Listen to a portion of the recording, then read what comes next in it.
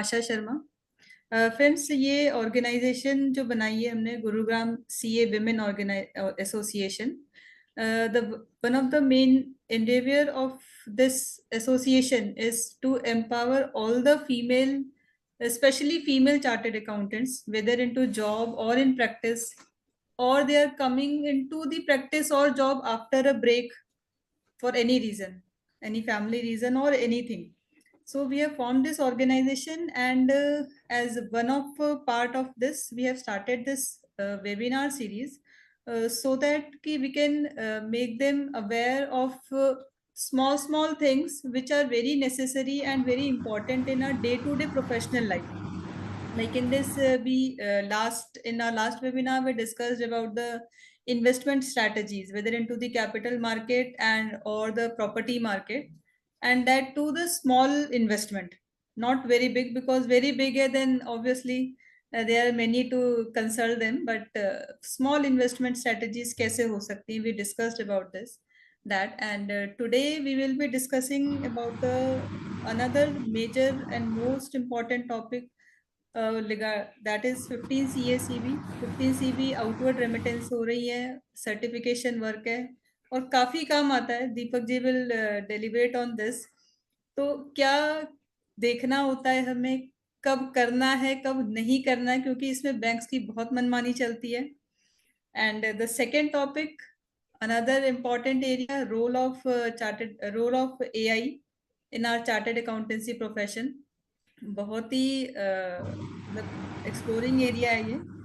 And we will have second speaker, CA Indrajit Kaur ji. She will be joining us in a while. And now I will hand over to Sneha, my co-moderator for today, to give brief intro of Deepak ji. Now over to you, Sneha. Thank you, Asha ji. Thank you so much. Okay, so now I'll just introduce our speaker, CA Deepak Tayal ji. He is a seasoned chartered accountant with over 12 years of professional experience in blockchain, international taxation, IFRS advisory, and AI. A proficient Python programmer, he has developed innovative solutions leveraging AWS architecture and blockchain technology, enabling large corporations to streamline taxation processes and address complex reconciliation challenges. Deepak ji is also a soft after technical speaker and serves as a visiting faculty member with the Institute of Chartered Accountants of India, sharing his expertise in cutting edge technologies and their applications in finance and taxation domains. With this, I would invite Deepak ji to carry forward the presentation. Thank you. Over to you, Deepak ji. Thank you, Sneha ji. Thank you, Asha ji. And thanks everyone for inviting me over this platform. Special thanks to Pooja ji and of course all the committee members. Uh, so मैं ये कहूँगा कि I think ये बहुत एक अच्छा group है where I think female chartered accountants को स्पेसिफिकली एक अच्छा प्लेटफॉर्म मिल रहा है। My wife is also chartered accountant and मैं बिल्कुल समझ सकता हूँ कि like with the family it's sometimes difficult to like manage everything, but heads off to everyone here who are managing it. So मैं इस चीज़ को बहुत मतलब रिस्पेक्ट करता हूँ इस चीज़ में। एंड आई थिंक जो आज के टॉपिक पे अगर हम बात करते हैं तो yes it's a very to start with या कॉम्प्लिकेटेड है, बट जैसे इसको हम सीखते हैं समझते हैं इसकी कॉम्प्लेक्सिटीज को समझ जाते हैं वैसे ही ये बहुत इजी हो जाता है। हाँ, और एक आपने बहुत अच्छी बात कही कि बैंक्स की मनमानी चलती है इस पे। बिल्कुल सही बात है, बैंक्स की मनमानी चलती है। मैं स्टार्टिंग में थोड़ा सा हाँ इश्यूज होते हैं, but when you become a subject matter expert of it ना, तो फिर बैंक्स कुछ नहीं बोल पाते हैं। ये भी मैं आपको मतलब को मेरी कोशिश रहेगी कि आज के सेमिनार के बाद बैंक्स को हम क्वेश्चन कर सके रेदर देन बैंक्स क्वेश्चनिंग अस। काफी चीजें ऐसी है कि बैंक्स बहुत मनमानी करता है, बट अगर मैं अपनी बात करूँ तो मैं तो बैंक से लड़ जाता हूँ कि नहीं, मैं जो है सो है। हाँ ठीक है, कभी कभार क्लाइंट के लिए हमें थोड़ा सा मॉडिफाई करना पड़ती है अपनी चीज़ों को, बट हम अपनी प्रोफेशनल जजमेंट को कभी मॉडिफाई नहीं करते हैं। प्रोफेशनल जजमेंट को स्टेक पे मतलब स्टैंड रख के हम जो चीज़ बेस्ट हो सकती है क्लाइंट के लिए हम वो करने की कोशिश करते हैं। तो मैं इसी के साथ अपनी स्क्रीन शेयर करूंगा। Please let me know in case you don't see my screen. I think it's shared, hopefully it's visible to everyone. Yes. Yeah, it's visible. Great, thank you very much. तो So complexities of 15C and CB. So that's to start with, I've already given the name it as complexities, but of course it's complex, but हम धीरे धीरे इसको decomplex कर देंगे. तो start करने से पहले मैं जस्ट अ सेकंड, मेरे कुछ स्लाइड कंट्रोल में इशू है शायद. हाँ, ओके. तो स्टार्ट करने से पहले मैं, I think this interactive session, तो मैं कुछ क्वेश्चंस आंसर्स कोशिश करूंगा कि ऑडियंस से भी मेरे को मिलते रहे, ताकि हम एक इसको डिस्कशन की तरह रखें rather than one way speaking. अगर मैं ये, हमें थोड़ा बहुत idea, because we all are professional here, कि 15 सीएसी भी क्यों यूज होता है, तो आई थिंक वो उस चीज पे जाने की जरूरत नहीं है कि भैया फॉरेन रेमिटेंस के लिए बेसिकली यूज होता है. अब कब होता है, क्यों होता है, उस पर हम ऑफ कोर्स डिस्कशन करेंगे.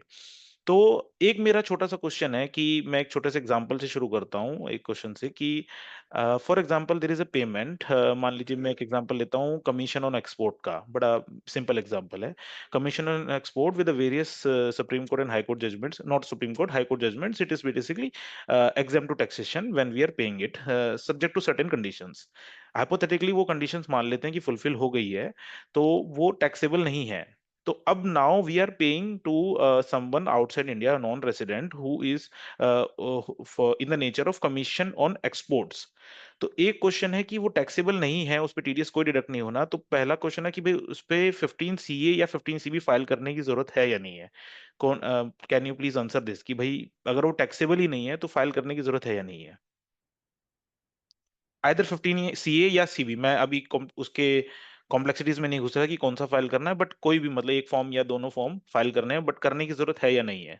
तो can you please answer, may be you can, chat box शायद मेरे को विजिबल नहीं है, if you can just mute, unmute also if that's possible.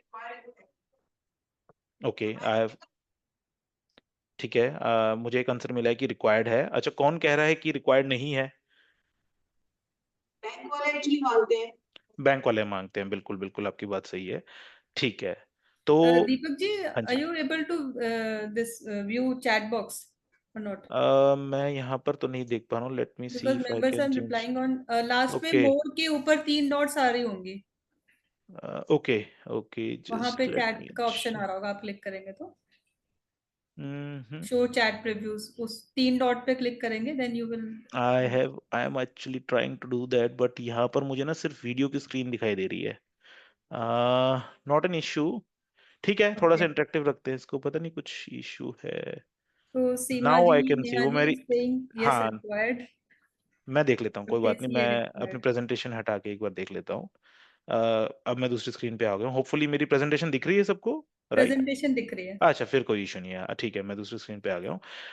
तो yes yes yes, okay, needed, yes, everyone has said 15 CA has to be filed, 15 CA is required. Yes, बिल्कुल. I think हम काफी close ही हैं, तो मुझे ज्यादा मेहनत नहीं करनी पड़ेगी.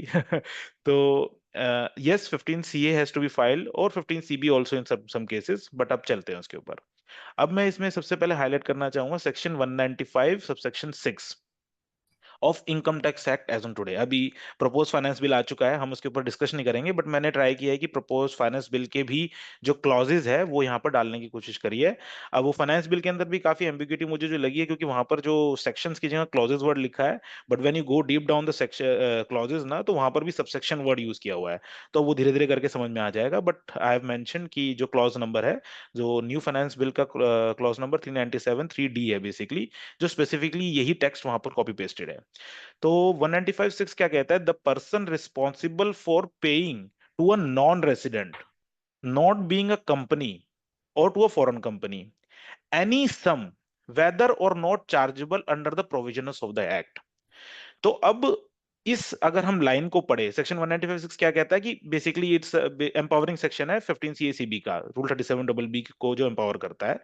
तो उसमें क्या लिखा है? Whether or not it is chargeable to tax, whether or not chargeable under the provisions of this act. Basically अगर चार्जेबल है या नहीं चार्जेबल है, उससे कोई मैटर नहीं करता. You have to file 15(8)(c). मतलब तो एक बेसिकली थंब रूल ये है कि जब भी हमारी नॉन रेसिडेंट को पेमेंट हो रही है, तो आइदर 15CA और either 15CB has to be filed. There are certain exceptions to it, but वो हम पढ़ेंगे. बट एक थंब रूल है सिंपल, कि भैया बाहर पेमेंट जा रही है तो 15CAC भी फाइल होगा ही होगा, राइट? सर्विस के केस में. ठीक है. तो इस पर्टिकुलर स्लाइड से ये हमें समझ में आता है. अब आती है बात कि भैया वहां लिखा हुआ है payment of such in such form and manner as may be prescribed. वहां पर सिंपल यहां तक बात लिख दी गई है, प्रिस्क्राइब। प्रिस्क्राइब कहाँ किया गया है? प्रिस्क्राइब किया गया रूल 37BB के अंदर। न्यू फाइनेंस बिल के अभी तक रूल्स आए नहीं है, तो I think we will see that also in future. अब रूल 37BB क्या कहता है? अब उसका थोड़ा सा लॉन्ग टेक्स्ट है, बट मैंने उसको ट्राई किया है एक सिंपल फ्लो चार्ट में डिवाइड करने के लिए। तो अगर हम फ्लो चार्ट के हिसाब से इसको देखें, पहला क्वेश्चन आता है कि वेदर रेमिटेंस इज टैक्सेबल और नॉट। ठीक है, फिर अगर रेमिटेंस टैक्सेबल है तो हम कहते हैं कि okay yes, remittance remittance taxable है। फिर क्वेश्चन आता है कि whether it is greater than 5 lakh और नॉट। ठीक है, अब हम कहते हैं, फिर हम एक हायर उस पे जा रहे हैं, ठीक है चलो टैक्सेबल भी है, 5 लाख से ज्यादा भी है। अब एक सेकंड क्वेश्चन आता है, ओके जी 197 या 195 का सर्टिफिकेट है या नहीं है? हम कहते हैं नहीं नहीं, 195 97 का सर्टिफिकेट नहीं है। तो फॉर दोस्त हु डोंट नो, 197 और 195 का सर्टिफिकेट होता है जो लोअर डिडक्शन का सर्टिफिकेट होता है। 195 के केस में टैक्स डिडक्टर सर्टिफिकेट लेकर आता है, 197 के केस में जो डिडक्टी होता है, पे होता है, वो सर्टिफिकेट लेकर आता है, राइट। अब वो हम कहते हैं वो सर्टिफिकेट भी नहीं है। ठीक है, तो हमारा 15 CA पार्ट ए फाइल होगा। अदरवाइज अगर सर्टिफिकेट है तो 15 CA पार्ट बी फाइल होगा। ठीक है, अब एक बार समझेंगे इस चीज को, ये थोड़ा सा कॉम्प्लिकेटेड लग रहा होगा बट मैं आपको बहुत सिंपल तरीका बताऊंगा। अब एक चीज हमें जो समझनी है कि देर आर मल्टीपल फॉर्म्स। एक है 15CB। 15CB जो है वो चार्टर्ड अकाउंटेंट फाइल करता है, we must, I think we all know that, right. अब आते हैं 15CA की तरफ। 15CA हमेशा क्लाइंट फाइल करेगा। क्लाइंट फाइल करेगा, उसके पास चार ऑप्शंस हैं, एक part A, part B, part C और पार्ट डी, राइट। अब इन केस 15CB फाइल होगा तो उसकी जो सिस्टर है बेसिकली वो पार्ट सी है। 15CB एंड 15CA पार्ट सी आपस में लिंक्ड है, इंटरलिंक्ड है। इन केस 15CB फाइल हुआ तो पार्ट सी अपने आप फाइल, मतलब क्लाइंट को फाइल करना ही पड़ेगा, वो कोई और ऑप्शन सेलेक्ट नहीं कर सकता बेसिकली। तो एक चीज तो हमारा एक तो क्लियर हुआ, 15CB क्लियर हो गया इधर से और पार्ट सी क्लियर हो गया। अब आते हैं बाकी फॉर्म्स क्या है, राइट। पार्ट डी, अभी हमने एक एग्जांपल की बात करी। पार्ट डी जो फॉर्म है, आप सबसे लास्ट फॉर्म है बेसिकली, इसको ही समझ लिया, ऐसे याद कीजिए। जो लास्ट फॉर्म है वो सबसे सिंपल फॉर्म है। हमने जैसे एग्जांपल लिया था कि जो सर्विसेज टैक्सेबल नहीं है, राइट, एग्जेम्प्ट है या टैक्सेबल नहीं है, उस केस में हमें फाइल करना है नहीं करना। बिल्कुल, काफी लोगों ने सही जवाब दिया कि भाई हमें फाइल करना है। तो वहां पर लॉ हमें ये ऑप्शन देता है, रूल्स हमें ऑप्शन देते हैं कि you can go for part D. Part D is a very simple form. अगर आप फॉर्म ओपन करके देखेंगे तो उसमें बहुत बहुत कम इंफॉर्मेशन जाती है। सबसे लेंथी फॉर्म कौन सा है? 15CB प्लस 15CA पार्ट सी। सबसे ज्यादा इंफॉर्मेशन किसी में मांगी गई है तो वो इस फॉर्म में मांगी गई है। उसके बाद सारे सिंपल होते जाते हैं बेसिकली। ठीक है, तो सबसे लेंथी हो गया 15CB प्लस 15CA पार्ट सी। उसके बाद सबसे सिंपल हो गया पार्ट डी। ठीक है, आसान याद करने का सबसे अच्छा तरीका। उसके बाद नेक्स्ट फॉर्म आता है हमारा कि 5 लाख वाली कंडीशन। ठीक है, तो लॉ ने क्या किया, कहा कि भी अगर पूरे साल में, पूरे फाइनेंशियल ईयर में, so please be see this की फाइनेंशियल ईयर की बात हो रही है यहाँ पर। पूरे फाइनेंशियल ईयर में अगर उस पर्टिकुलर पेई, उस पर्टिकुलर डिडक्टी को, जो नॉन रेजिडेंट है, उसको 5 लाख से अगर आपने कम की ही पेमेंट करी है, मान लीजिए आपने एक बार 1 लाख की कर दी, फिर 2 लाख की कर दी, फिर से दोबारा आप 1 लाख की कर रहे हो, तो टोटल 4 लाख की ही पेमेंट हुई है पूरे फाइनेंशियल ईयर में, इंक्लूडिंग दिस पेमेंट। तो आपको आपको ऑप्शन दे दिया कि चलो कॉम्प्लेक्सिटी से मत जाओ, आपको एक थोड़ा सा सिंपल फॉर्म दे देते हैं हम। वो एक बना दिया उन्होंने, 15CA पार्ट ए।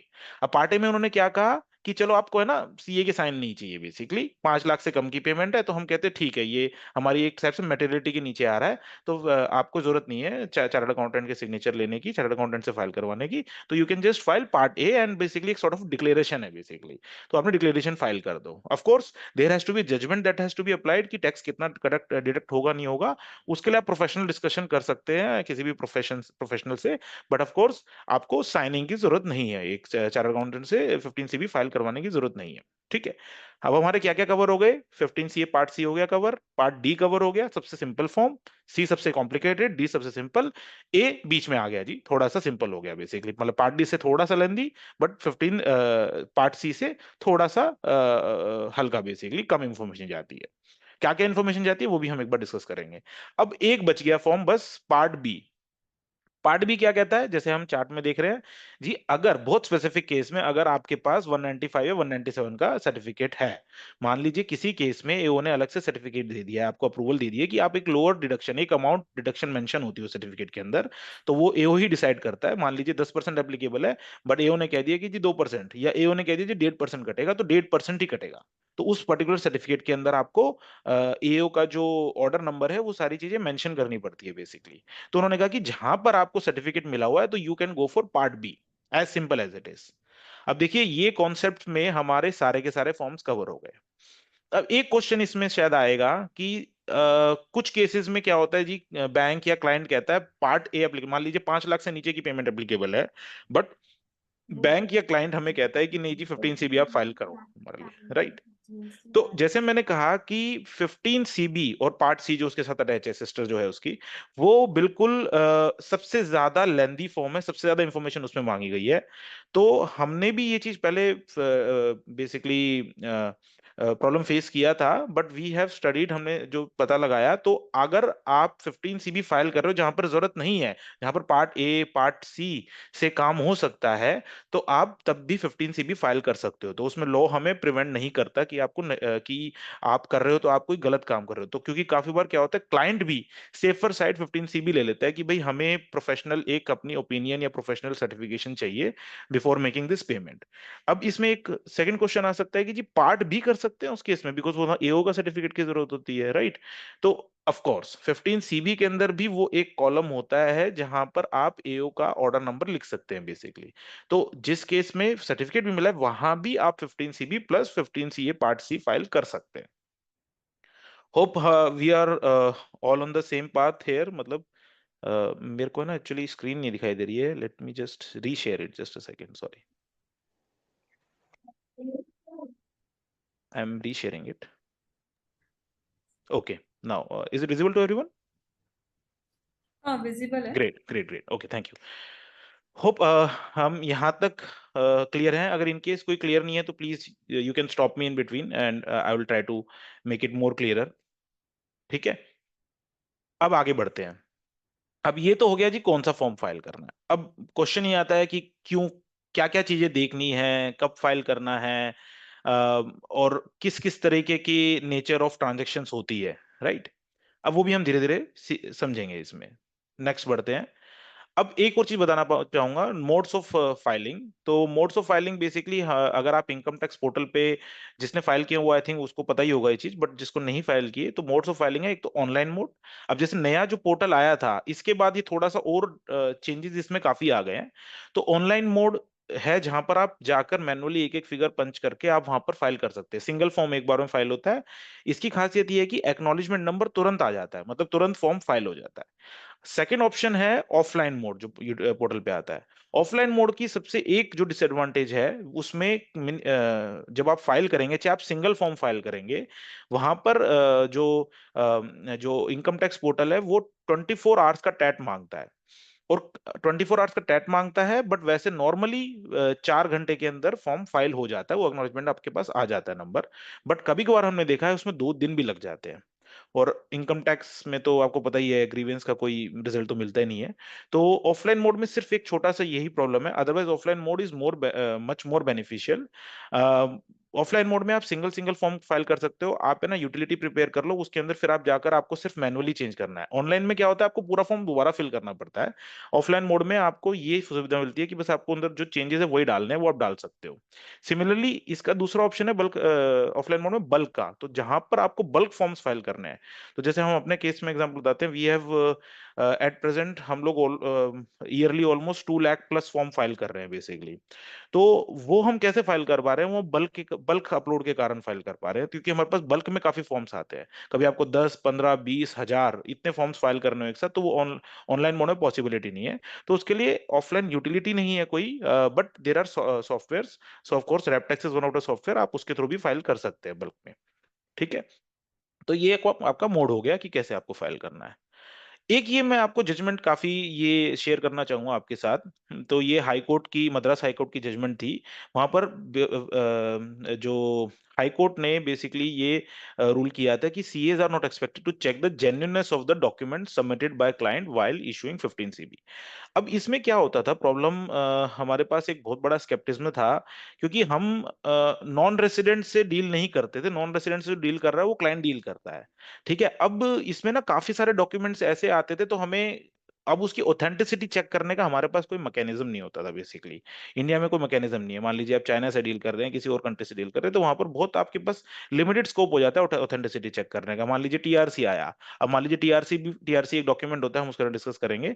मान लीजिए टीआरसी आ गया या नो पी सर्टिफिकेट आ गया, अब क्लाइंट ने आपको दे दिया, अब वो ऑथेंटिकेटेड है, मतलब सही है, फोर्ज तो नहीं है। तो यहाँ पर चार्टर्ड अकाउंटेंट की क्या रिस्पॉन्सिबिलिटी आती है, इसमें बहुत बड़ा रिलीफ हाईकोर्ट ने हमें दिया।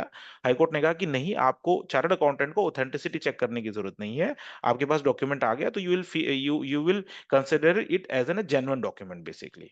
बट फिर भी हम एक सजेशन देते हैं कि आप चाहें तो एक आप डिस्क्लेमर जरूर डाल सकते हैं, जैसे मैंने यहाँ पर मेंशन भी किया हुआ है स्लाइड में, मैं शेयर कर दूंगा लास्ट वाली लाइन में। The 15 CV certificates is mainly issued on the basis of documents presented by pair without recording any satisfaction of the validity of the legal documents. तो ये एक सॉर्ट ऑफ एन डिस्क्लेमर है। हम कोशिश करते हैं हमारे, या तो हम सर्टिफिकेट में अलग से उसको प्रिंट करके करते वक्त एडिट कर देते हैं बेसिकली, उसमें स्टेटमेंट डाल देते हैं, नहीं तो हम जब मेल लिखते हैं उसके अंदर हम इस मेल में ये डिस्क्लेमर डाल देते हैं हमारे, जब भी हम 15 सीएसीबी क्लाइंट्स को शेयर करते हैं, 15 सीबी क्लाइंट्स को शेयर करते हैं। तो ये एक एक्स्ट्रा प्रिकॉशन है हम जो कर सकते हैं। बट फिर भी देखा जाए तो मद्रास हाईकोर्ट की ये जो जजमेंट है ये हमारे फेवर में है। It's a very good judgment, जो हम, क्योंकि हमें सबसे बड़ा प्रॉब्लम होता था कि कल को इसकी ऑथेंटिसिटी पे क्वेश्चन आएगा तो we are at the stake, वही कि हमने तो हम चेक कर ही नहीं सकते बेसिकली इस चीज को, कि मतलब पॉसिबिलिटी नहीं है, बहुत लिमिटेड स्कोप हो जाता है। ठीक है, तो I think you should note this and this is very good judgment. अब चलते हैं आगे समझने के लिए कि भाई हम कैसे टैक्स डिडक्ट करेंगे बेसिकली, कि अब बातें तो हो गई, समझ में आ गया कि क्या चीज होती है, बट हाउ टू फाइनलाइज कि भैया कितना टैक्स डिडक्ट होगा बेसिकली। अब क्या क्या हमें कौन से सेक्शंस रेफर करने हैं। देखिए, जो इंटरनेशनल टैक्सेशन है, it's a very, of course it's a very complicated law, but अगर हम स्टेप बाय स्टेप चलेंगे ना तो वो सिंप्लीफाई होता रहता है। और जैसे जैसे आपके पास केस स्टडीज आती रहेगी वैसे वैसे आई थिंक हम और ज्यादा उस चीज के अंदर स्ट्रांग होते जाते हैं। तो हम इसकी स्टार्ट करेंगे। सबसे पहला जो सेक्शन आता है वो सेक्शन 5 की, हम section 5 of income tax act, propose finance bill में ये क्लॉज 5 के अंदर है बेसिकली, तो सेम सेक्शन ही है बेसिकली अगर बात करें तो नए प्रपोज फाइनेंस बिल में भी। और उसकी वर्डिंग्स भी ऑलमोस्ट सिमिलर है, बट हम अभी नए बिल की बात नहीं कर रहे, जिस रेफरेंस के लिए हमने बिल का यहाँ पर जो साइटेशंस दी हुई है। तो सेक्शन 5 क्या कहता है, अगर मैं उससे क्रक्स की बात करूं तो सेक्शन 5 जो स्कोप ऑफ टोटल इनकम की बात करता है, वहां ये कहता है कि भाई जो इनकम इंडिया में रिसीव हो गई, जैसे first point you can see, जो इनकम इंडिया में रिसीव हो गई या डीम टू रिसीव है, या सेकंड एक्रू टू अराइज और deem to accrue to arise in India basically, right. और तीसरा पॉइंट है एक्रू और अराइज आउटसाइड इंडिया। अब ये तीनों इनकम टोटल इनकम के स्कोप में आती है, वी नो दैट, राइट। अगर कोई इंडियन रेसिडेंट है तो वो इंडिया से बाहर भी इनकम कमाता है, तो वो ऑफ कोर्स उसकी टोटल इनकम की स्कोप में आती है। अब इसके अंदर जो बाइफरकेशन किया गया है कि जो पहले दो है, मतलब इंडिया में रिसीव हो गई या accrue to arise in India है। अब हम समझेंगे accrue to arise in India क्या है, क्योंकि यही सबसे बड़ा कॉन्सेप्ट है। तो accrue to arise in India है और रिसीव्ड, अगर रिसीव्ड इन इंडिया है तो डायरेक्टली सिंपल भैया नॉन रेसिडेंट के केस में भैया ये इस पे टीडीएस हमें काटता है। अब एक चीज मैं बताना चाहूंगा कि हम यहाँ पर जब भी टीडीएस काटते हैं ना, तो सेक्शन 195 भी हम देखेंगे। सेक्शन 195 बेसिकली क्या कहता है, उसमें ना आप अगर आप ध्यान से देखेंगे तो उसमें कोई भी रेट नहीं डिफाइंड सेक्शन 195 के अंदर। तो वहां पर ये नहीं लिखा हुआ कि किस रेट से आपको डिडक्ट करना है। सेक्शन 195 कहता है जो भी एप्लीकेबल रेट है, राइट, जो भी रेट इन फोर्स है उस बंदे पर, उस पर्सन के ऊपर, आप उस पे डिडक्ट करिए। तो अगर मैं कहता हूं कि फॉर एग्जाम्पल जैसे हमारे केस में हम 30% स्लैब में आ रहे हैं एग्जाम्पल, तो वो कहता है कि अगर 30% में आ रहे हैं तो 30% आप डिडक्ट कीजिए, राइट। तो वहां पर कोई रेट डिफाइंड नहीं है, that has to be considered. तो ये उसी चीज को समझने के लिए हम स्कोप पे आते हैं वापस कि भैया 195 तो कह रहा है कि जी जो रेट एप्लीकेबल है, बट अब वहां पर एक वर्ड और लिखा हुआ है 195 के अंदर, which is taxable in India, right. तो अब हमें टैक्सेबल इंडिया के लिए स्कोप में भी आना पड़ेगा।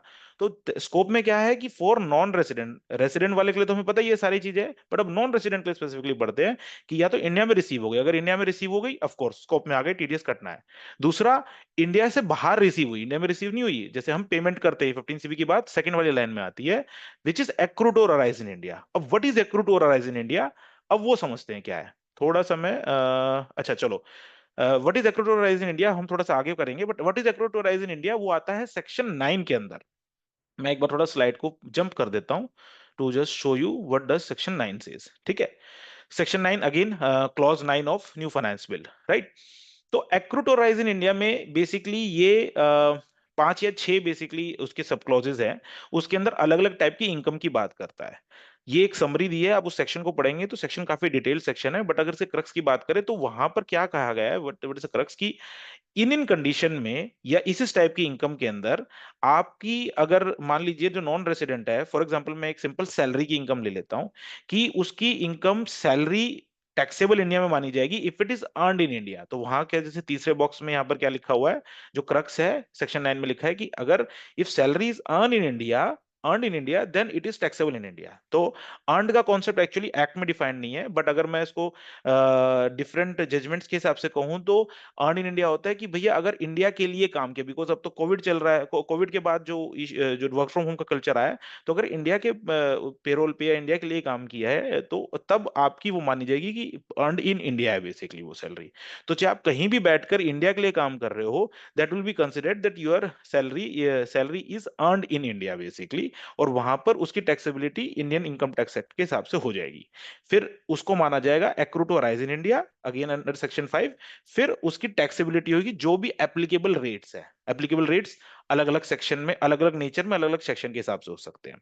ठीक है, इसमें डिफाइंड है business income, capital gain, dividend income, interest income, royalty and fees for technical services. तो ये 1 2 3 4 5 6 7 टर्म्स डिफाइंड है बेसिकली, 7 सब क्लॉसेज है उसके अंदर, जहां पर जो डिफाइंड है कि इस टाइप की इनकम हो सकती है।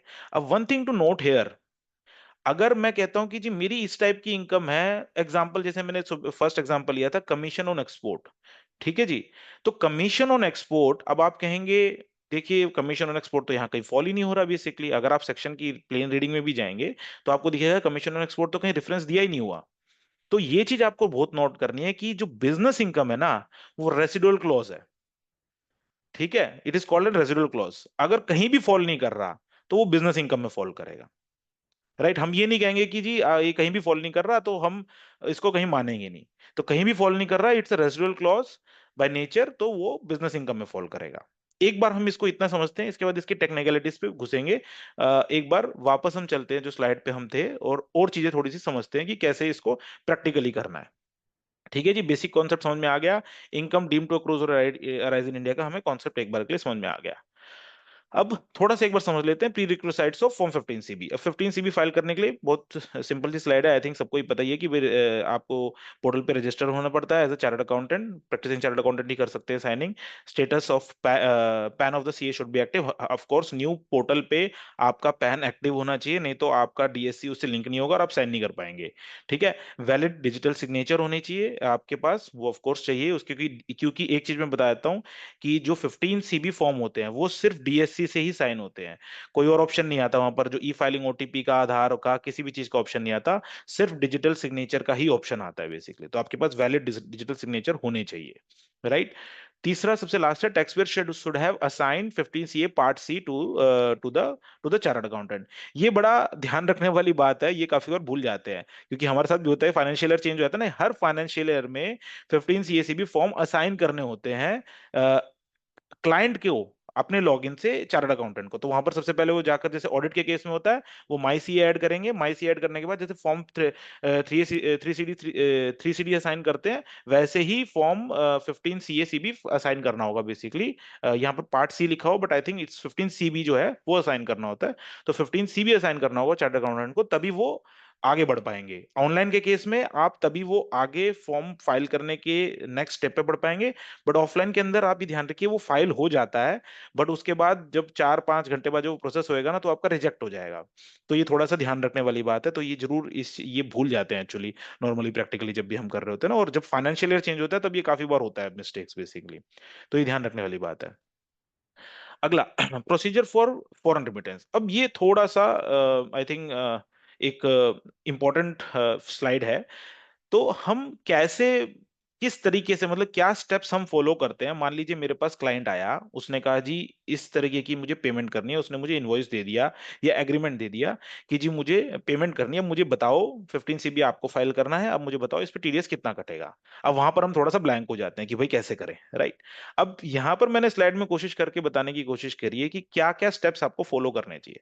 तो सबसे पहला स्टेप जो आप फॉलो करेंगे, सबसे पहला step, first and foremost step, कि क्लासिफिकेशन ऑफ ट्रांजेक्शन।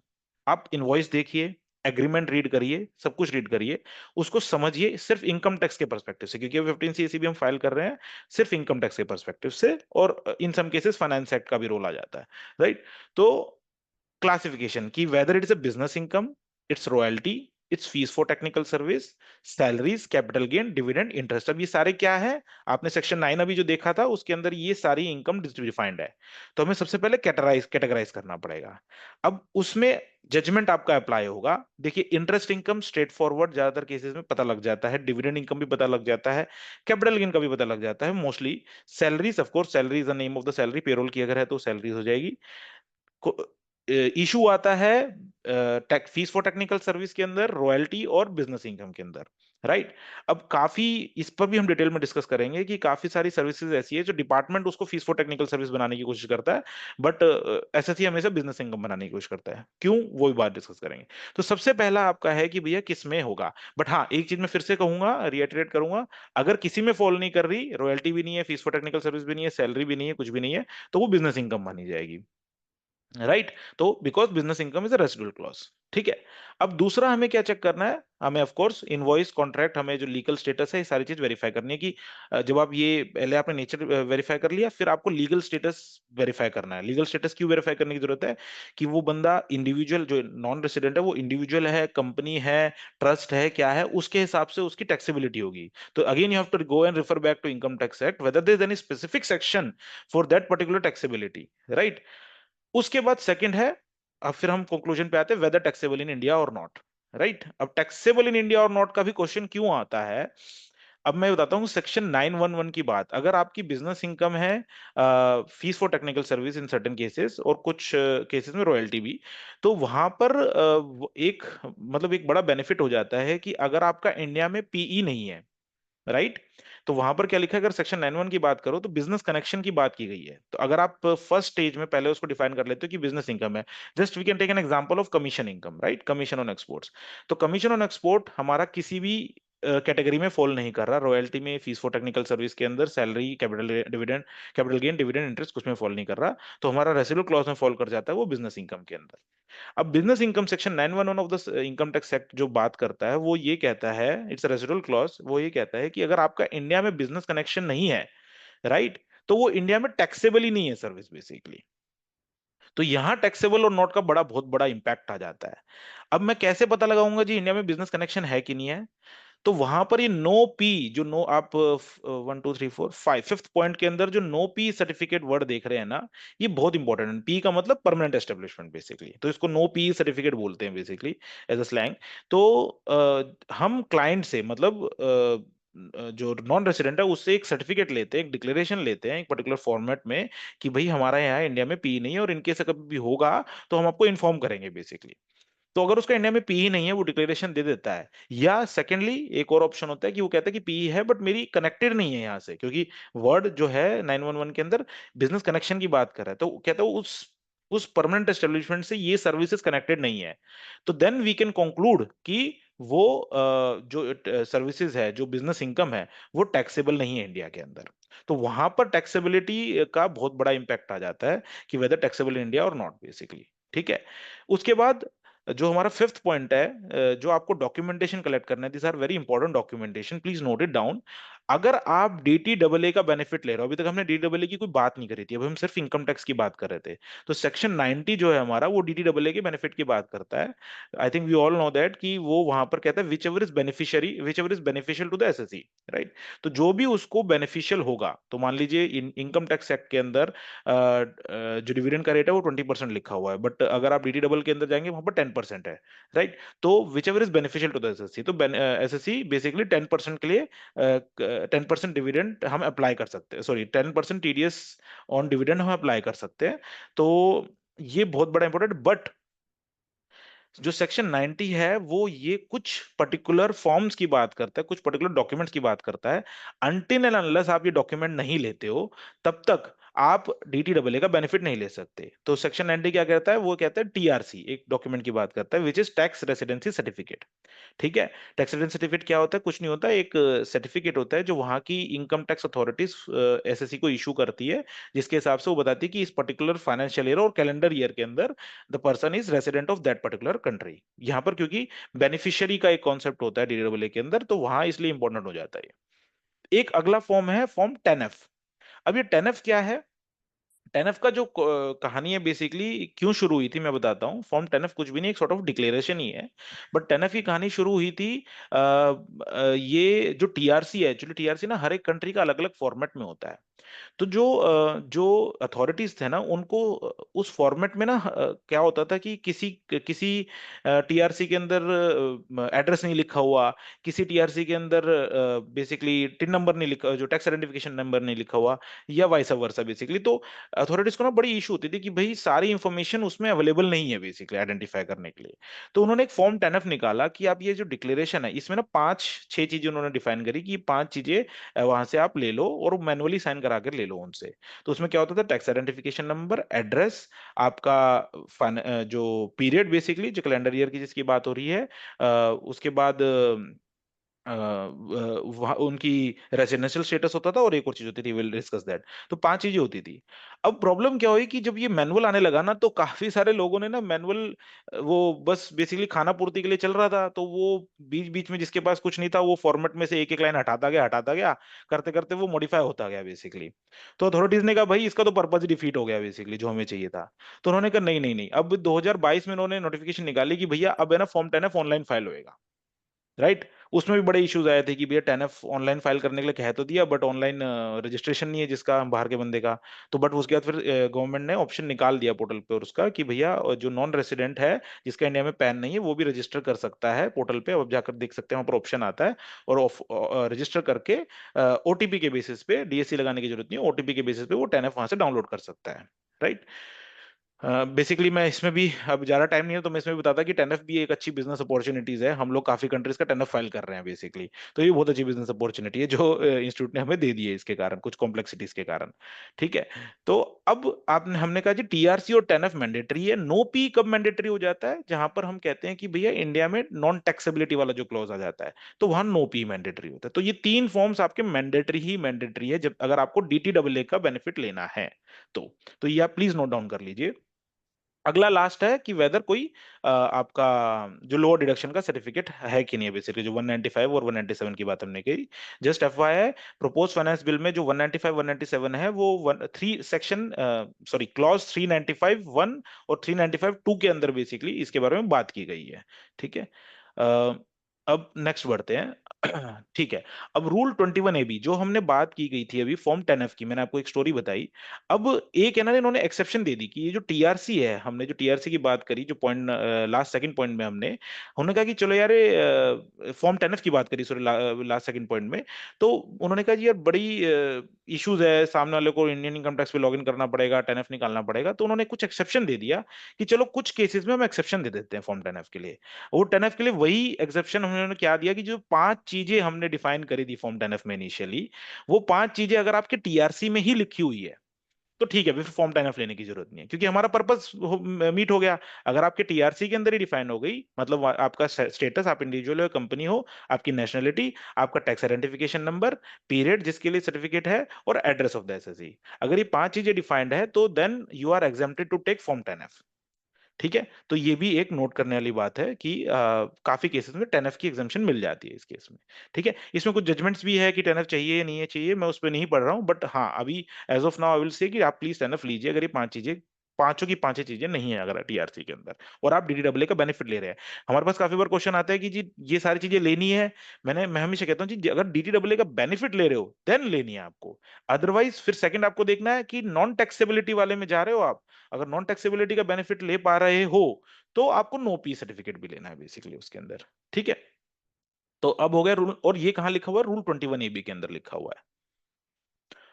अब एक थोड़ा सा जो पॉइंट आता है जो मैं आपको हाईलाइट करना चाहूंगा कि ये भी क्वेश्चन आता है कि भाई जो वहां पर, क्योंकि पेमेंट जितने भी इनवॉइसेस होते हैं वो यूएसडी में या फॉरेन करेंसी के अंदर होते हैं बेसिकली।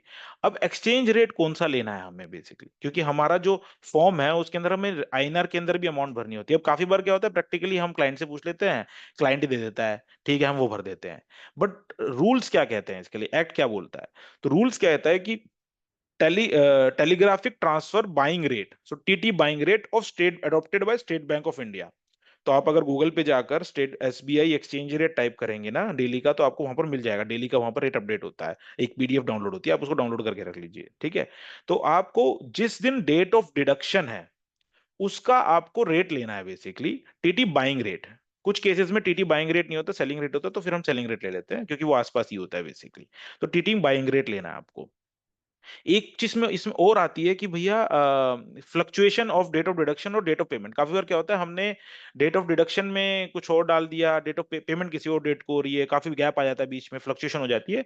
तो रूल लॉ क्या कहता है, दैट कैन बी इग्नोर्ड। वो हमें इस चीज की फ्लेक्सिबिलिटी देता है कि वो आप इग्नोर कर सकते हो, उसमें कोई दिक्कत नहीं है। उसके कुछ साइटेशंस भी है, Honda motorcycle and scooters of India का केस है, एसीआईटी दिल्ली ट्रिब्यूनल का, और सात्विक एंड एशिया ऑफ, सॉरी यहाँ मिस टाइपो है, सात्विक एंड एशिया लिमिटेड है, जेसीआईटी, जो केस है जो इस चीज को हमें सपोर्ट करता है बेसिकली, ठीक है। आगे बढ़ते हैं, सेक्शन 206AA, आई थिंक ये सबको पता ही होगा सेक्शन 206AA क्या है, बड़ा फेमस सेक्शन है। और प्रपोज फाइनेंस बिल के अंदर ये है क्लॉज 397 2B C और D, इसके अंदर मेंशन। तो 397 2B, 397 2C और 397 2D के अंदर मेंशन है बेसिकली इसके बारे में। ऑलमोस्ट सेम रिप्लिका ही है इसका। तो वहां पर ये क्या क्या है, ये नॉट विस्टैंडिंग क्लॉज है, वहां पर कहा गया है कि कोई notwithstanding anything to the provisions of the act basically, ठीक है ना। कोई भी पर्सन अगर उसने पैन नंबर नहीं फर्निश किया है, ठीक है, तो वहां पर उसको बेसिकली रेट डबल के, सॉरी 20% या जो आपका स्पेसिफाइड रेट है, whichever is higher will be charge basically. तो हमें ये भी चीज बड़ी नोट करनी है कि काफी केसेस में जो एसएससी है सामने वाला पैन नंबर सबमिट नहीं करता, एसएससी मतलब जो नॉन रेसिडेंट है वो पैन नंबर सबमिट नहीं करता क्योंकि होते नहीं है पैन नंबर। तो वहां पर आपका 206AA भी अट्रैक्ट हो जाता है, राइट। इसके कुछ एग्जाम्पशंस है बट मैं उस पर नहीं जा रहा क्योंकि वो बहुत स्पेसिफिक केस के एग्जाम्पशंस होते हैं। When you read this section you will understand. तो कुछ सेक्शन, कुछ नॉन रेसिडेंट के एग्जाम्पशंस दी गई है, but most of the cases में 206AA आपका अट्रैक्ट हो जाता है। ये पहले ना एफटीएस क्लॉज, जो fees for technical services, section 917 जो हमारा है, उसके अंदर काफी इंपैक्ट आता था इसका, क्योंकि फीस फॉर टेक्निकल सर्विस का रेट पहले 10% हुआ करता था, और बिकॉज वहां उनका इंडिया में पैन नहीं होता था तो ये सेक्शन एनेक्ट हो जाता था, और वहां पर 20% आपको डिडक्शन करनी पड़ती थी उनकी बेसिकली। तो ये एक बहुत इंपॉर्टेंट है। और इसमें मैं एक चीज और हाईलाइट करना चाहूंगा, section 115 of 1A of the income tax act, वहां पर क्या लिखा गया है अगर आप उसको पढ़ें, फीस फॉर टेक्निकल सर्विस की अगर बात हो रही है, तो फीस फॉर टेक्निकल सर्विस और रॉयल्टी के केस में अब तो रेट 20% हो गया है। अगर हम डीटीडब्ल्यूए का बेनिफिट लेते हैं या किसी कारण की वजह से वो रेट कम हम डिडक्ट कर रहे हैं, या 197 का सर्टिफिकेट लिया या जो भी रीजन रहा, तो जो नॉन रेसिडेंट है उसको इंडिया में रिटर्न फाइल करनी मैंडेटरी है। अब प्रैक्टिकली ये कम होता है, आई एग्री, बट उसको इंडिया में रिटर्न फाइल करनी मैंडेटरी है as per income tax act, ठीक है। और एक और चीज मैं हाईलाइट करना पाऊंगा, जो non linking of Aadhaar and pan है। अब ये कहां से पता लग जाता है स्पेसिफाइड पर्सन का? I think most of us know, TDS का रिपोर्टिंग पोर्टल है, वहां पर जाकर हम रजिस्ट्रेशन करते हैं, तो एसएससी वहां पर जाकर पैन नंबर डाल के निकाल सकता है कि ये पर्सन स्पेसिफाइड पर्सन है या नहीं है। और उसी में साथ में नॉन आधार एक इनऑपरेटिव का स्टेटस आता है। तो अगर आपका ये आधार और पैन लिंक नहीं है, तो then you should, then again फिर आपको इसी की तरह से उसकी ट्रीटमेंट करनी है। तो आधार पैन लिंक नहीं है तो आपको अगेन 20% या जो टैक्स है विच एवर इज हायर आपको वहां पर डिडक्ट करना है बेसिकली, राइट। तो ओके, देन मूविंग फॉरवर्ड। अच्छा, इसके अंदर मेरा एक छोटा सा क्वेश्चन है सबसे, जो 206AA है, राइट, इसमें हम अगर कोई 206AA अप्लाई होता है तो हम 206AA में 20% चार्ज करेंगे या इस पे सरचार्ज और सेस भी लगाएंगे? Can anyone answer that?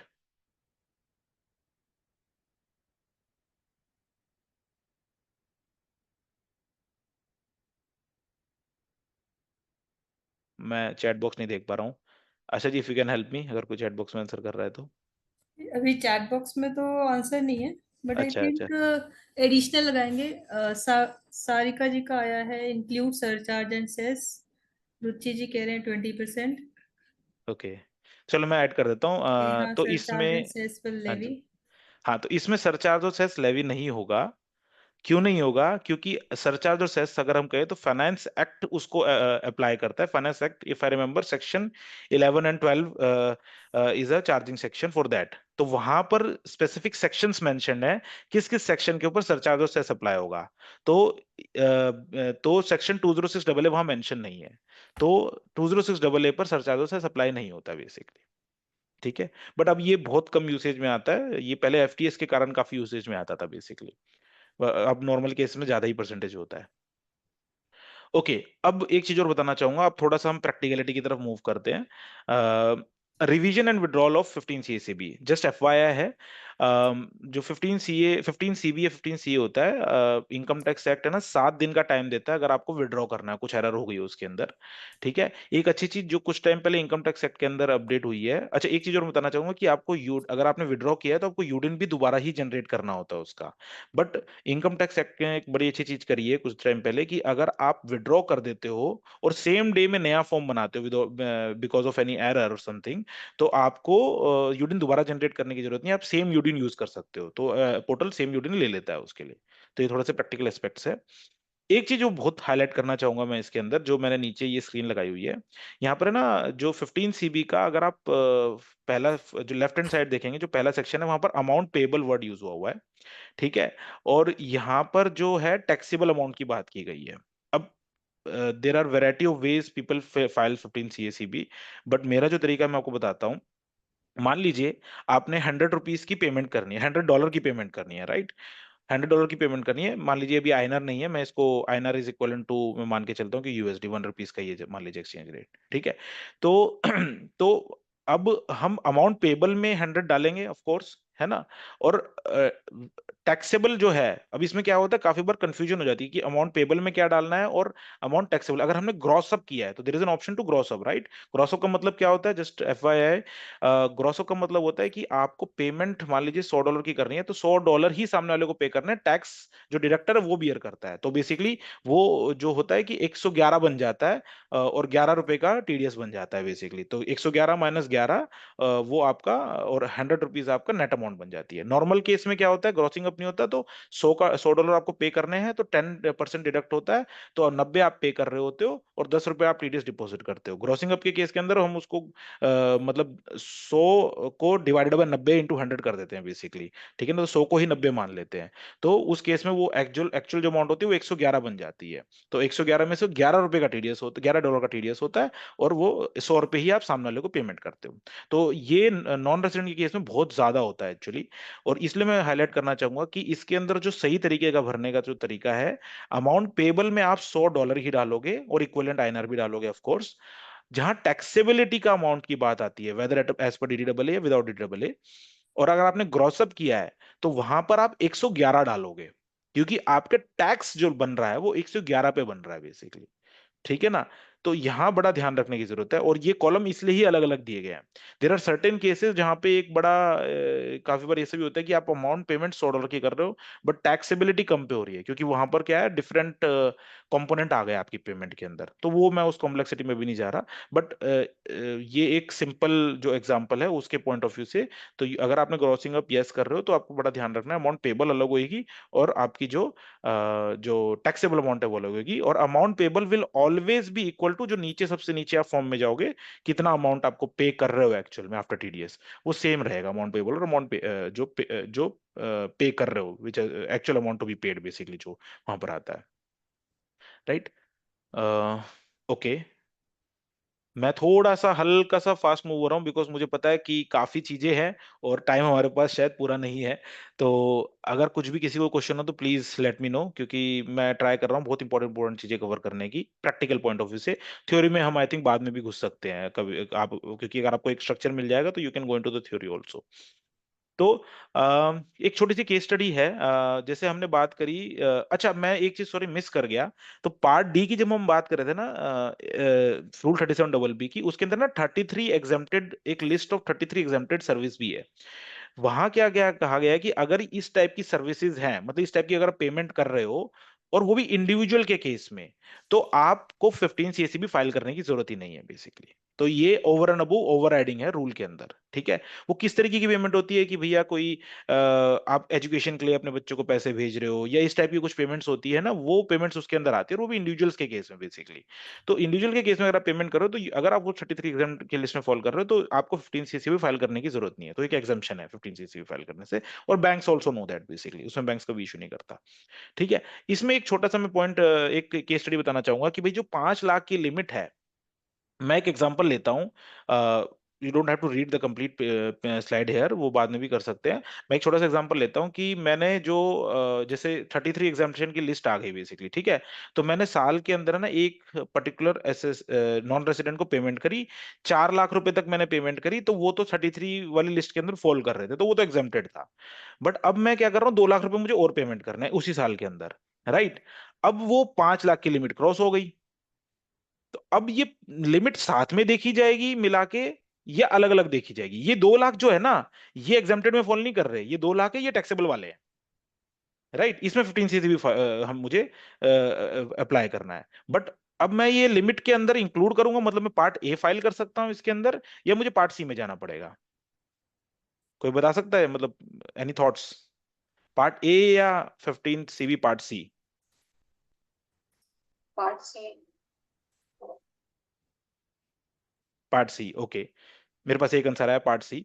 मैं ज्यादा टाइम ना लेते हुए मैं बताता हूँ इसको। इसमें आप पार्ट ए फाइल कर सकते हो, ठीक है।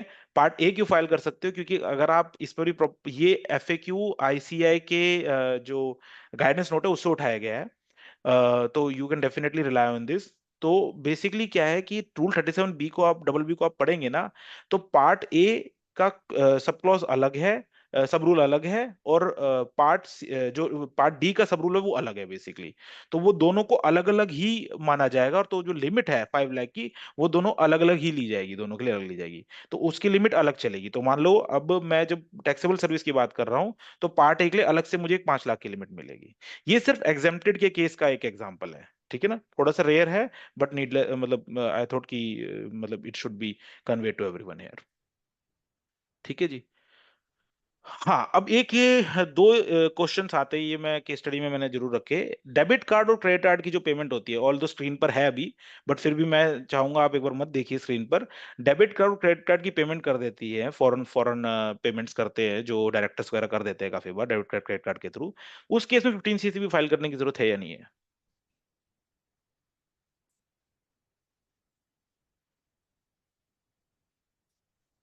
Any answers? आइडियली तो आई जहाँ पे थिंक हमारा फॉरेन करेंसी में पेमेंट हो रहा है बाहर, उसमें वहां तो होना चाहिए file. Okay, sir, I think चलो। होना हाँ चाहिए जी, फाइल। हाँ जी। हमारे अच्छा, मैं हमारे बिल्कुल, हमारे क्लाइंट्स करते नहीं है फाइल, प्रॉब्लम ये है। सॉरी। हमारे क्लाइंट्स लेते नहीं 15 और आई थिंक हाँ वो हाँ बिल्कुल। तो मैं बताता हूँ, ये बहुत बड़ी एक बिजनेस अपॉर्चुनिटी है। तो इस केस में एक्चुअली बिल्कुल सही बात है, फाइल करने की जरूरत है। अगर आप सेक्शन 195 के ऊपर जाएं वापस, तो वहां पर लिखा है कि कोई भी payment whether chargeable to tax और नॉट बेसिकली, और नॉन रेजिडेंट को आपको कोई पेमेंट कर रहे हो, ठीक है, वहां पर 15 सीसी भी आपको फाइल करने की जरूरत है।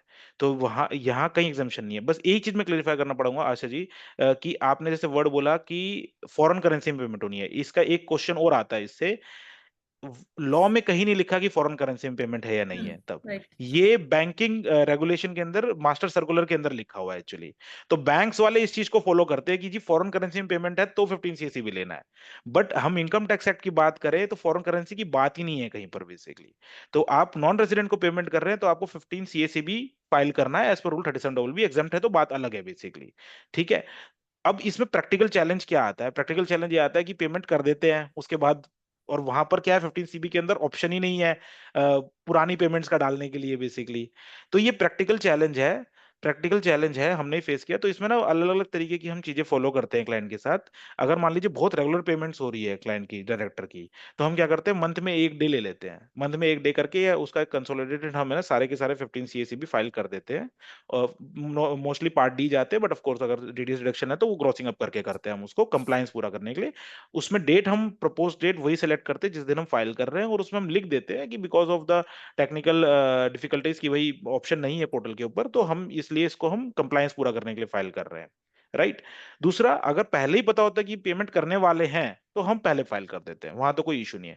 हाँ, और बैंक कौन सा सेलेक्ट करें, बीएसआर कोड कौन सा सेलेक्ट करें, तो बेसिकली नॉर्मली हम क्या करते हैं, जिस बैंक का क्रेडिट कार्ड है वो ले लेते हैं, और बीएसआर कोड जो उनकी मेन ब्रांच का जो हेड ऑफिस का बीएसआर कोड है वो हम उठा लेते हैं बेसिकली। तो वो टेक्निकल है, but in my point compliance पूरा करना बहुत ज्यादा जरूरी है। तो ये प्रैक्टिकल चीज, ये मोस्ट ऑफ द प्रोफेशनल्स यही फॉलो कर रहे हैं।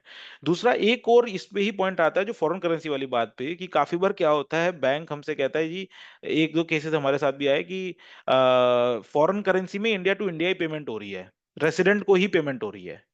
तो इस केस में 15 सीसीबी की जरूरत है कि नहीं है, अभी जैसे हमने डिस्कस करा कि नहीं है जरूरत, बट बैंक नहीं मानता। ठीक है ना। तो इसका मेरा मेरा हम जो तरीका अपनाते हैं, बैंक से हम बहुत ज्यादा मतलब बैंक को तो हम पहले तो स्ट्रेट फॉरवर्ड मना करते हैं, उसको समझाते हैं ये वो, बट अगेन बैंक अपना एसओपी फॉलो करने वाला है। इस बात में मैं 2 पॉइंट कहूंगा कि वैसे तो नहीं मानना चाहिए, बट अगेन ठीक है, आपके लिए तो फायदा ही है, आपको एक फॉर्म फाइल करने को मिल रहा है, प्रोफेशनल फीस मिल रही है, और कहीं गलत भी नहीं है, क्योंकि आप उसमें बकायदा लिखो, कमेंट्स के अंदर आप प्रॉपर डालो कि this filing is not required because resident को ही पेमेंट हो रही है। But as per income tax act आपको अपना जजमेंट जरूर देना है उसके अंदर कि भैया रेसिडेंट है तब भी इतना टीडीएस एप्लीकेबल है या नहीं है, बेसिकली नेचर ऑफ पेमेंट। तो वही सारे स्टेप्स आपको दोबारा फॉलो करने हैं उसके अंदर। तो इससे आप बच नहीं जाते चेक करने से। अगर 15 सीसी फाइल करने की जरूरत नहीं है, आप कर रहे हो, कर सकते हो, बट प्रोफेशनल जजमेंट आपको पूरा वैसे ही अप्लाई करना है उसके ऊपर। ठीक है। इन payment for the students expenses not being tuition fees, मैं थोड़ा सा लेट कर रहा हूँ, मैं आई थिंक क्वेश्चंस बाद में ले लूंगा। मैं सोच रहा हूँ कि थोड़े थोड़े मेन मेन स्लाइड्स कवर कर लेता हूँ। दीपक जी, हाँ। हमारे सेकंड स्पीकर जो है इंद्रजीत अच्छा। जी, उन्होंने भी ज्वाइन कर हाँ लिया है। जी।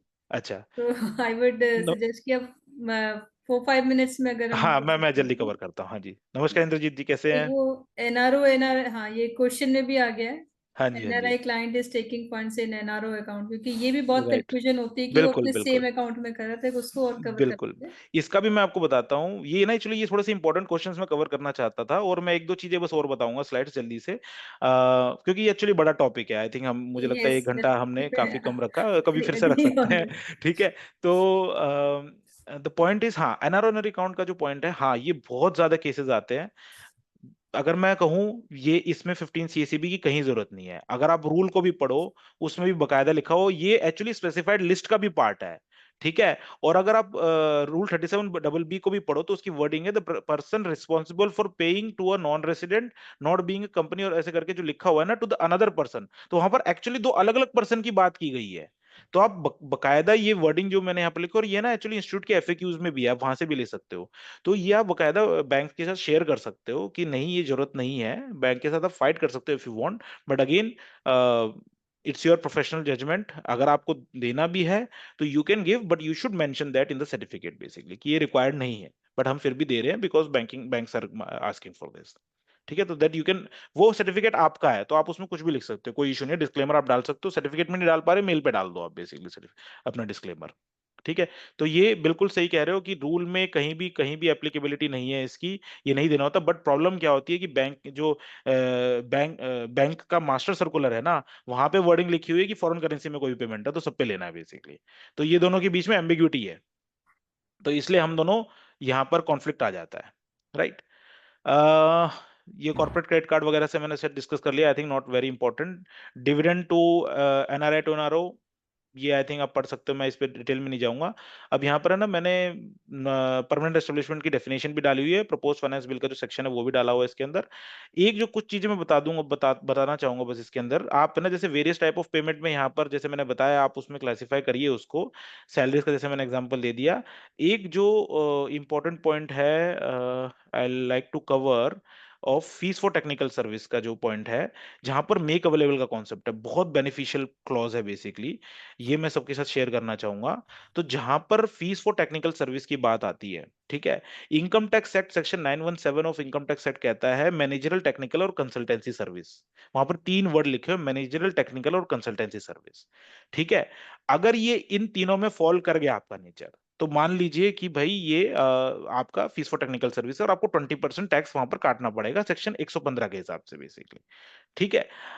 बट जब आप डीडीडब्ल्यूए के अंदर जाते हैं, अब इसमें एक छोटा सा और पहले पॉइंट बताऊंगा, जो प्रोफेशनल सर्विस पे भी क्वेश्चन आता है काफी और कि प्रोफेशनल सर्विस इसके अंदर आते नहीं आती है, तो ये डिबेटेबल है एक्चुअली, क्योंकि वहां पर वर्ड प्रोफेशनल नहीं लिखा हुआ, तो काफी बार लीगल ओपिनियन ली जाती है कि भैया नहीं है, आप इसको मत लीजिए, but you can take your opinion on that. But मैं कहता हूं आप कंजर्वेटिव अप्रोच रखिए इसके अंदर, मान लीजिए। बट काफी सारे अब डीटीडब्ल्यूए के अंदर है ना, जैसे यूएस का हो गया, सिंगापुर का हो गया, मल्टीपल डीटीडब्ल्यूएस के अंदर ना मेक अवेलेबल क्लॉज है। मेक अवेलेबल क्लॉज क्या है? ये बहुत जबरदस्त क्लॉज है। इसके अंदर क्या लिखा है कि अगर फीस फॉर टेक्निकल सर्विस है, फीस फॉर टेक्निकल सर्विस के अंदर ये क्लॉज लिखा हुआ है, बट वो फीस फॉर टेक्निकल सर्विस तभी होगी जब आप मतलब बाहर वाले ने आपको इस तरीके से सर्विस प्रोवाइड करी है कि जो नॉलेज है वो इंडिया में ट्रांसफर हो गई है और वो उसको इंडिपेंडेंटली परफॉर्म कर पा रहा है बेसिकली। डीबीएर्स का, सीआईटी वर्सेस डीबीएर्स का साइटेशन है, मैंने यहाँ पर मेंशन किया, बहुत फेमस साइटेशन है कर्नाटका हाई कोर्ट का। और ये हम प्रॉपर मतलब इससे जेन्युइन मतलब इसको हमने काफी क्लाइंट्स को सजेस्ट किया और ये बेसिकली फॉलो होता है मार्केट के अंदर। तो अगर ये वहां पर अगर मान लो ये टेस्ट फेल हो जाता है, इसको कहते हैं मेक अवेलेबल टेस्ट। अगर मेक अवेलेबल टेस्ट फेल मतलब कि आपकी ऐसी सर्विस है जो उसने वहां पर आपको सर्विस दे दी बेसिकली, ठीक है, बट इंडिया में नॉलेज ट्रांसफर नहीं करी, तो वो टैक्सेबल ही नहीं है एज पर डीडब्ल्यू। तो डीडीडब्ल्यूए के अंदर फिर से वो आर्टिकल 7 में चला जाएगा, विच इज बिजनेस इनकम। जैसे इंडिया जैसे इनकम टैक्स एक्ट में बिजनेस इनकम हमारा रेसिडुअल क्लॉज है, डीडीडब्ल्यूए के अंदर भी आर्टिकल 7 रेसिडुअल क्लॉज है, राइट। तो उसमें चला जाएगा। फिर अगेन वहां पर भी वही नो पी वाली बात की गई है, नो पी अगर आपके पास है तो वो टैक्सेबल ही नहीं है इंडिया में। वेरी बेनिफिशियल क्लॉज, आप मेक अवेलेबल टेस्ट फॉलो कीजिए और आप है ना क्लाइंट को मतलब एक इसमें एडिशनल बेनिफिट, रेवेन्यू बेनिफिट करवा सकते हैं, क्योंकि ज्यादातर केसेस में क्या होता है यहाँ पर ग्रॉसिंग अप होती है जितनी फॉरेन पेमेंट्स होती है, तो क्लाइंट को प्रॉपर इसमें ना मतलब कॉस्ट सेविंग होगी बहुत अच्छी इसके अंदर। तो this is very beneficial clause, इसको आप एक बार जरूर पढ़िएगा। जस्ट एक लास्ट बताना चाहूंगा इसी के अंदर ही, हाँ एक और पॉइंट लास्ट है कि Thailand, Indonesia, Bangladesh, UAE, Egypt, Philippines, इन सब की ट्रीटी के अंदर fees for technical service clause नहीं है। तो क्या माना जाएगा? अगर fees for technical service clause नहीं है तो फिर अगेन रेसिडुअल इनकम में चला जाएगा। मतलब इन सब केसेस में, इन दोनों केसेस में जो मैंने बताया ना कि इनकम टैक्स एक्ट के हिसाब से तो आप 15 CB में टैक्सेबल भरोगे उसको, बट डीडीडब्ल्यू के हिसाब से ये नॉन टैक्सेबल हो जाएगा। Again very very much beneficial, ठीक है। तो डीडीडब्ल्यू के हिसाब से आपकी टैक्सेबिलिटी जीरो हो जाती है इसके अंदर। And I am really sorry, मैंने लास्ट में बहुत ज्यादा फास्टली इसको खत्म करा और मैंने 5 मिनट एक्स्ट्रा ले लिए। इक्वलेशनली भी एक पार्ट एबोलिश हो चुका है, बट आई थिंक अब हम कवर नहीं कर पाएंगे उसको इतना ज्यादा, but you can read this slide. और इफ अगर चांस मिलता है तो हम मैं कभी फिर दूसरे सेशन में इसको और अच्छे से एक्सप्लेन कर पाऊंगा। Definitely thank you. Deepak ji. Thank you. तो हम लोग दोबारा से सुनना चाहेंगे, because thank you the very basic idea was to कि एक आइडिया होना चाहिए कि क्या इसमें करना है। मच। राइट एक राइट। अब ओवरव्यू, एक अच्छा ओवरव्यू मिल गया है, एंड आई एम श्योर कि सभी पार्टिसिपेंट जितने हैं उन्होंने एक अच्छा इससे गेन किया होगा। एक छोटा सा क्वेश्चन है सर आया हुआ, उसको ले लेते हैं। हाँ जी हाँ जी। Regarding this tuition fee, student expenses not being tuition fees for universities, is 50 hmm. CA applicable? देखिए tuition fees, sorry again can you come with the question? Actually technicality क्या है इसमें कि ट्यूशन फीस In नहीं है। case payment is made for student expenses not hmm. being tuition fees for universities, is देखिए 50 CA देखिए applicable? जो act के जो रूल के अंदर वर्डिंग लिखी हुई है, मेरे पास प्रैक्टिकली ये केस कभी आया नहीं है, बट रूल के अंदर जो वर्डिंग लिखी हुई है वो एजुकेशन के बारे में लिखी गई है, एज पर माई अंडरस्टैंडिंग। तो अगर आप एजुकेशन के लिए पेमेंट कर रहे हो तो, और आप अपने जो आपके बेटे को आप भेज रहे हो तो वो आपकी एग्जेम्प्टेड लिस्ट के अंदर आ जाता है मेरी अंडरस्टैंडिंग से, ठीक है ना। But again we have to see the wording also, but अगर वहां पर अगर ट्यूशन फीस ही मेंशन्ड है, जो मेरे ख्याल से नहीं है, तो फिर देन डेफिनेटली वो आपकी एग्जेम्प्टेड लिस्ट में नहीं आएगी, वहां पर फिर आपको वही पूरा प्रोसीजर फॉलो करना पड़ेगा। कि आप वहां पर उसके लिए वो बिजनेस इनकम, फिर वो बिजनेस इनकम के अंदर फॉल कर जाएगी। एग्जाम्पल के तौर पे अगर मैं कहता हूँ कि वो ट्यूशन फीस है और वो एग्जेम्प्टेड लिस्ट में नहीं आ रही है, तो वो जो नॉन रेसिडेंट है, अगर आप नॉन रेसिडेंट को डायरेक्टली पे कर रहे हो, वो उसकी बिजनेस इनकम बन जाएगी। ठीक है ना, it's not a technical service, ठीक है ना, इट्स अ बिजनेस इनकम। तो बिजनेस इनकम के फिर हिसाब से आपको नोपी वगैरह का देखना, अगर आपको नोपी मिल जाता है उनसे, तो then that is not taxable basically, okay, right. ठीक ओके, है। तो सर फॉर्मल एक थैंक्स आपको, थैंक यू वेरी मच। मैं अप्रिसिएटिव वर्ड्स भी आ रहे हैं आपके लिए, very knowledgeable session and thank you very this much, from our participants. Thank तो यू वेरी अभी मच। आप हमारे साथ हैं या फिर आप एक्चुअली मेरा जस्ट अभी बैक टू बैक दूसरा भी एक सेशन है सो ओके ओके ओके तो no no no I worries, have no to, worries. I am really sorry, I have to leave for that. Indrajit ji sorry, आपको मैं सुन आप नहीं पाऊंगा। हमारे साथ अपने प्रेजेंटेशन शेयर कर देंगे? मैं डेफिनेटली मैं शेयर कर दूंगा, Okay, बिल्कुल, हाँ so we जी। will share your presentation with our participants also. That will sure be very useful. Sure sure, And thank you so much for giving your precious time. Thank you very And much, to thank our you, participants also, अभी हमारा second session हम लोग start करेंगे. And so thank you so much, sir. Thank you very much, thanks for hearing me today, and again really thanks for inviting me here today, thank you very much, thank you. So friends, we are now starting our second session, and we have with us our speaker of today's second session, CA Inderjit Kaurji, very talented and dynamic CA, I must say. I was just reading her brief intro, but it was not that brief. But because of the paucity of time, I will be reading the main important highlights only to give a brief intro. So brings extensive expertise in financial reporting and business process automation with AI. She has been nominated as a special invitee in the Accounting Standard Board of ICAI, and she has also contributed to Treatise on Schedule 3, written by CA Dr. Alok Garg. And she was also co-founder of the Global Entrepreneur and Professional Association, GEPA, and also a president of NRI Council of WICCI. She has delivered various sessions on artificial intelligence at various platforms of ICAI, NIRC, SICASA, NICASA, CP Study Committee of Patel Nagar, Siri Fort, Ghaziabad, and have also organized various workshops on ChatGPT for CA professionals, on BSCS platform, Institute of Corporate Affairs Academy, and many more. And another important, she has also given her address at this recently conducted WOFA at Delhi 2025, which was a global program event hosted by the ICI, conducted by the ICI.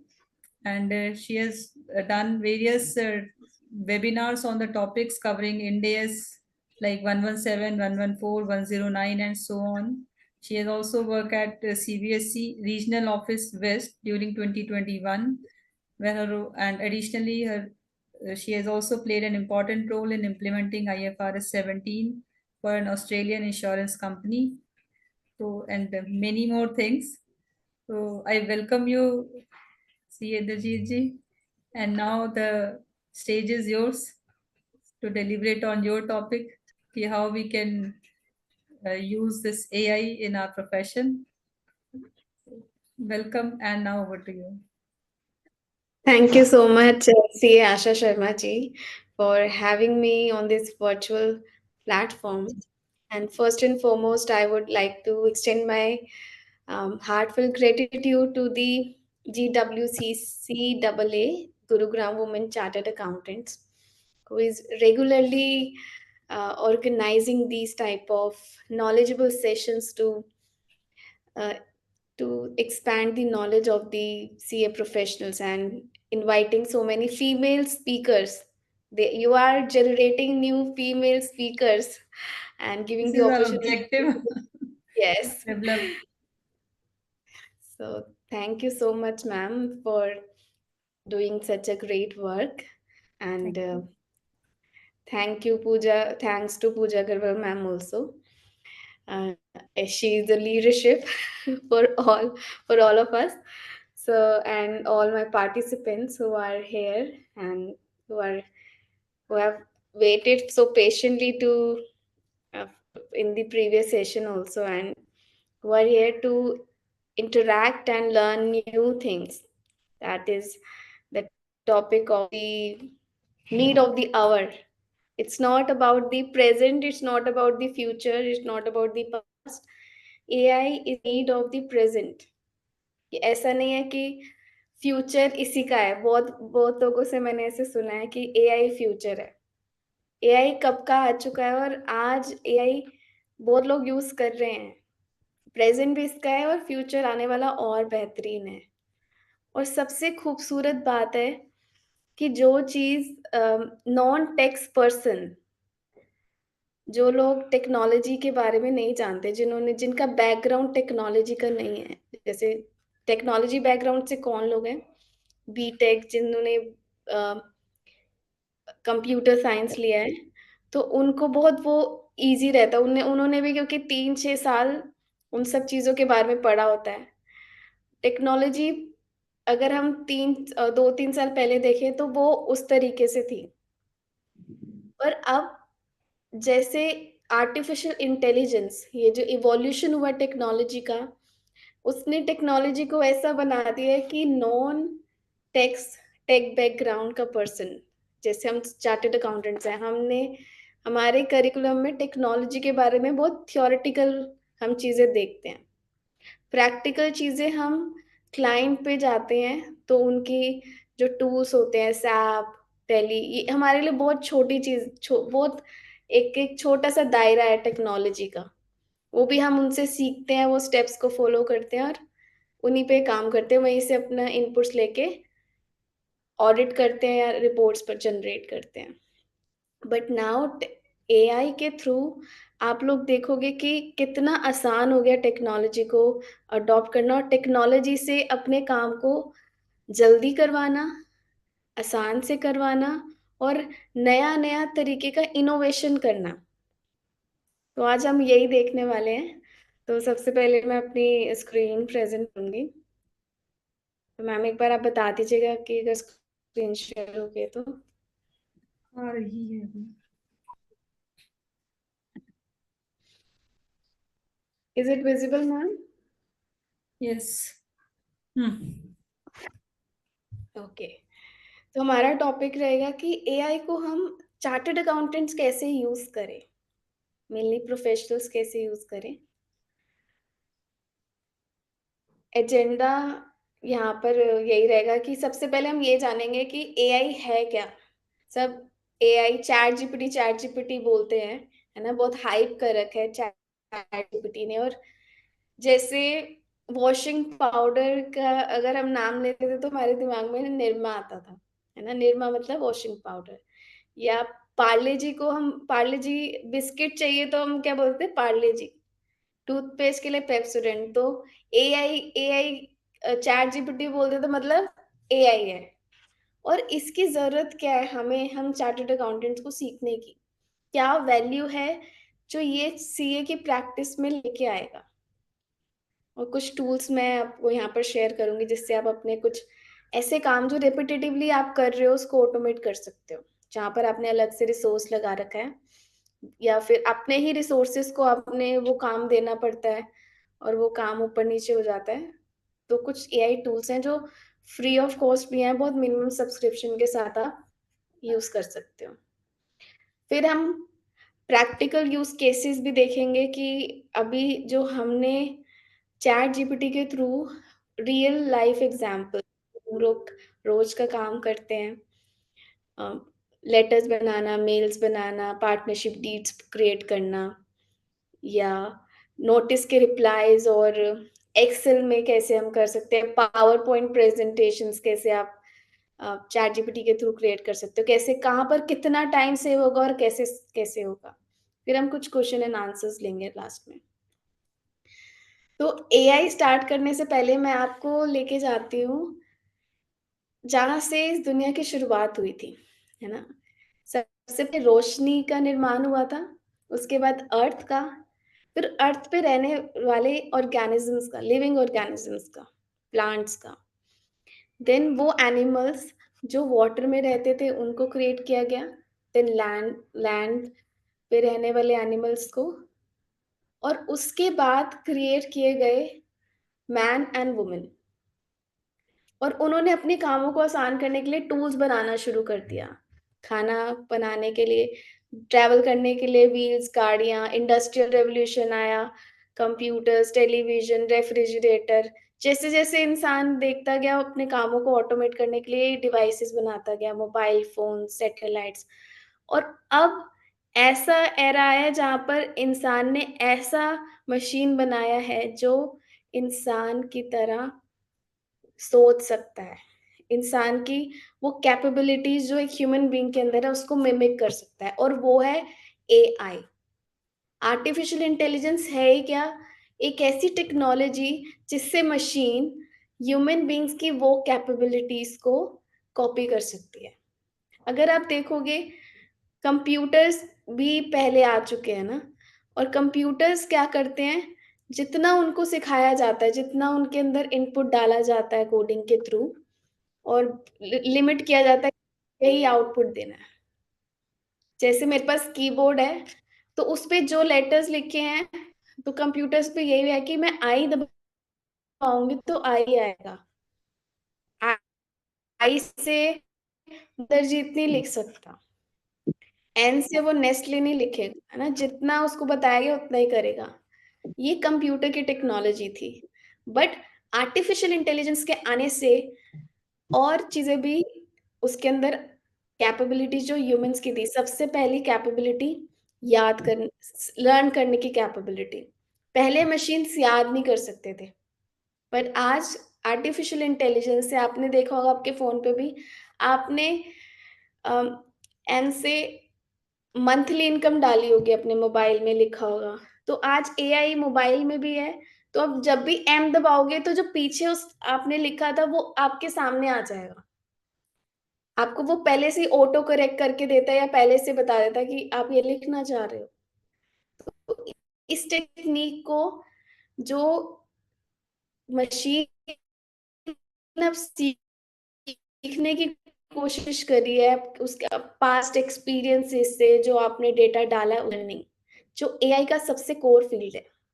तो अगर normally बहुत सरल भाषा में देखें तो AI है क्या? जब मशीन्स ह्यूमन कैपेबिलिटीज को कॉपी मिमिक करने की कोशिश करता है, उसे बोलते हैं आर्टिफिशियल इंटेलिजेंस। जब एक मशीन इंसान की तरह सोचने लग जाए, इंसान की तरह लर्न करना सीख जाए, उस टेक्नोलॉजी को हमने नाम दे दिया आर्टिफिशियल इंटेलिजेंस। अब अगर हम देखें कि काम कैसे करता है, हाउ एआई वर्क्स, ये वैसे ही काम करता है जैसे हमने बचपन से सीखा। जब हम प्ले स्कूल में जाते हैं, हमें इमेजेस के थ्रू हमारी मदर या हमारी टीचर क्या करती है, ए फॉर एप्पल, एप्पल की फोटो दिखाती है, एप्पल दिखाती है कि एक एप्पल है, एप्पल ए कैसे बनता है वो बताती हैं, और हम उसको बार बार सीखते हैं, उसको बार बार बनाते हैं, उसको बार बार करके देखते हैं। फिर हमारे टेस्ट होते हैं, हम उसमें लिख के आउटपुट देते हैं। गलत भी होता है उसको ठीक किया जाता है। इसी तरीके से मशीन्स भी, उनमें डेटा डाला जाता है, उनमें इमेजेस डाली जाती है, उनमें उनको ट्रेन किया जाता है। और ट्रेन कौन करता है? हमें इंसानों को सीखने के लिए सालों लग जाते हैं उसको चीजों को याद रखने के लिए, पर ह्यूमन बीइंग ने जो भी इन्वेंशन की है, फॉर एग्जाम्पल ह्यूमन बीइंग ने इन्वेंशन किया कार्स का, तो वो क्यों अपने वो खुद जो पैदल चल के कोई रास्ता क्रॉस करते हैं या फिर कहीं पर पहुंचते हैं, उससे कम समय में वो कार हमें लेके जाती है। तो जो एआई टेक्नोलॉजी का जो इन्वेंशन हुआ है, ह्यूमन बीइंग ने किया है, वो इसलिए है कि जो काम हम बहुत धीरे-धीरे या टाइम लगता है, कि ह्यूमन नेचर है कि आपको सब चीज़ें याद करने में, मेमोराइज़ करने के लिए बार-बार सुनना पड़ता है, बोलना पड़ता है, लिखना पड़ता है।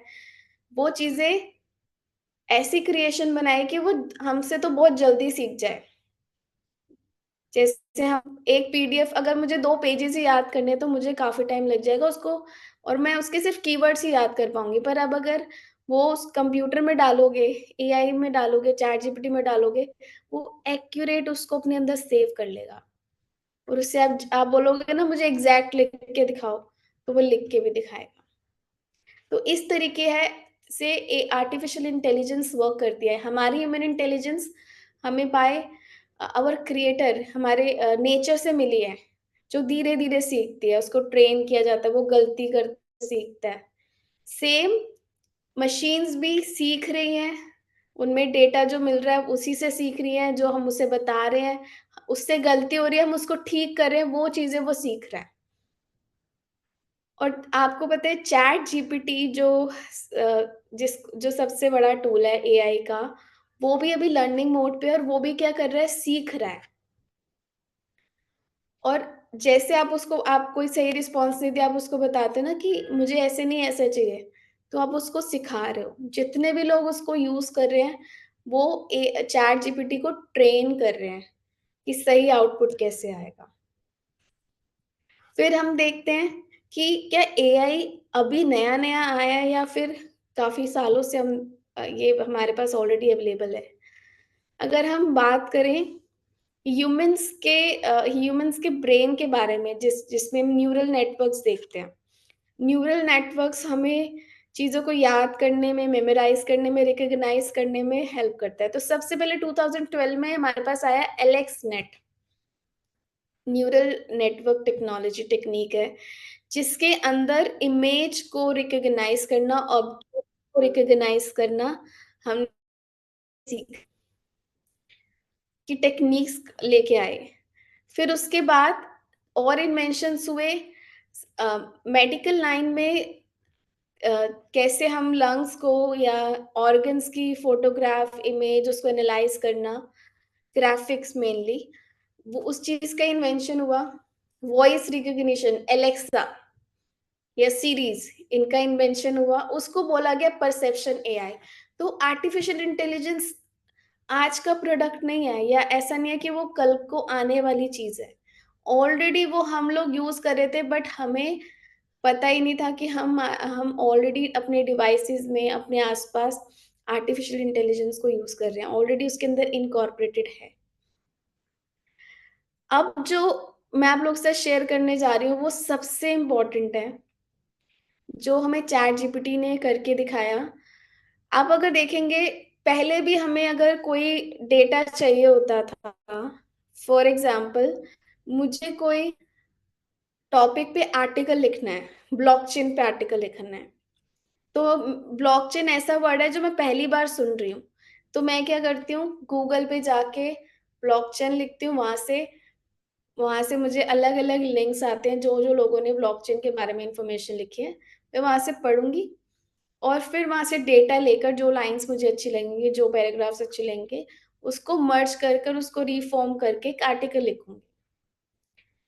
अभी तक क्या होता था, अभी तक भी टेक्नोलॉजी हमें हेल्प करी थी गूगल के थ्रू, पर अब हमारे लिए चैट जीपीटी क्या करता है, एक ऐसी एआई आ गई है जिसे बोलते हैं जन एआई। जितना जैसा हमें चाहिए वो वैसा हमें जनरेट करके दे रहा है। चाहे हमें एक ईमेल चाहिए, हमें आर्टिकल चाहिए, हमें पावर पॉइंट प्रेजेंटेशन चाहिए, पहले वो हमें बता देता है कि कैसे कैसे क्या क्या है। अगर मुझे प्रेजेंटेशन चाहिए किसी टॉपिक पे, गूगल में लिखते हैं, तो अगर किसी ने वहां पर अपलोड कर रखी है वो दे देगा, वैसे वहां से डाउनलोड भी कर सकते हो। पर अब आर्टिफिशियल इंटेलिजेंस का वो फेज है, जनरेटिव एआई, जैसा आपको चाहिए, आपकी रिक्वायरमेंट के अकॉर्डिंग, आपकी पर्सनलाइज्ड रिक्वायरमेंट के अकॉर्डिंग वो आपको वो कंटेंट जनरेट करके देगा जैसा आप मांगोगे। देन डिजिटल मार्केटिंग में भी आपने देखा होगा, व्हाट्सएप पे मेटा एआई इनकॉर्पोरेट हो चुका है। फेसबुक, सोशल मीडिया जितने हैं, इंस्टाग्राम, वहां पर भी आप एआई को देखोगे कि काफी चीजों में आपको हेल्प कर रहा है। तो इस स्पेस को बोला रहा है जनरेटिव एआई, जो अभी चल रहा है। और आपको अगर किसी को नॉलेज हो, नहीं तो मैं बताती हूँ कि अगर आपको कोई टूल बनाना होता है या वेबसाइट, बहुत सिंपल एग्जांपल है, वेबसाइट डेवलप करने के लिए अभी तक हम किसके पास जाते हैं, डेवलपर्स के पास, क्योंकि वो कोडिंग करते हैं, और कोडिंग जैसे अभी हमें वेबसाइट चाहिए होती है, वो कोडिंग करके हमें वो वेबसाइट क्रिएट करके देते हैं। जेनरेटिव एआई के थ्रू आप कोडिंग भी करवा सकते हो, पर आपको बाकी स्टेप्स फॉलो करने पड़ेंगे कि वो कोडिंग कहाँ पेस्ट करनी है, कौन से फाइल में करनी है, कौन से फोल्डर्स में करनी है, कैसे क्या करना है, स्टेप्स फॉलो करने पड़ेंगे। अब इसके बाद भी एआई का नेक्स्ट फेज आ जाता है, जहां पर आपको ऐसा एआई टूल मिलेगा जहां पर आप से बोलोगे मुझे वेबसाइट बनानी है डीकॉर सॉल्यूशंस के नाम पे, उसके अंदर मुझे सर्विसेज देनी है, बिजनेस प्रोसेस ऑटोमेशन का वर्क, और ये एड्रेस इस तरीके से होना चाहिए। आप उसको बोलोगे, वो एक एजेंट की तरह, जैसे आप सॉफ्टवेयर डेवलपर को बोलते ना बनाने के लिए, वो एक एजेंट की तरह आपको वो काम करके दे देगा। जैसे आपने चैट बोर्ड्स के बारे में सुना होगा। चैट बोर्ड्स क्या है? अभी आप एक सेल्स में लोगों को रखते थे जो कस्टमर्स की क्वेरी सॉल्व करते थे, बात करते थे। तो चैट बोर्ड्स एक तरीके का एजेंट है, जो आप अपना काम कर रहे हो बिजनेस क्लाइंट पिच करने में, सारी चीजों में, वो एक एजेंट की तरह आपके कस्टमर्स की सारी क्वेरीज सॉल्व कर रहा है। तो इस एरा को बोलते हैं, इस फेज को बोलते हैं एजेंटिक एआई। देन फिर आ जाता है हमारा वो फेज जहां पर एआई हमारे लिए वो काम कर रहा है जो इंसान ही कर सकता है। जैसे ड्राइविंग, टेस्ला की सेल्फ ड्राइवरलेस कार्स एग्जाम्पल हैं। रोबोट्स, रोबोट्स आपके लिए खाना बनाएंगे, रोबोट्स आपके लिए रिपोर्ट जनरेट करेंगे, है ना, क्लीनिंग करेंगे। तो इस फेज को बोलते हैं फिजिकल एआई। तो ये कुछ फेजेस हैं एआई के, जो हो चुके हैं, जो चल रहे हैं, जो आने वाले हैं। और इसमें आप देखोगे जनरेटिव एआई तो बहुत नॉर्मल हो चुका है सबकी लाइफ में। आने वाले टाइम में एजेंटिक और इवन फिजिकल एआई भी, ड्राइवरलेस कार्स भी बहुत नॉर्मल हो जाएंगे।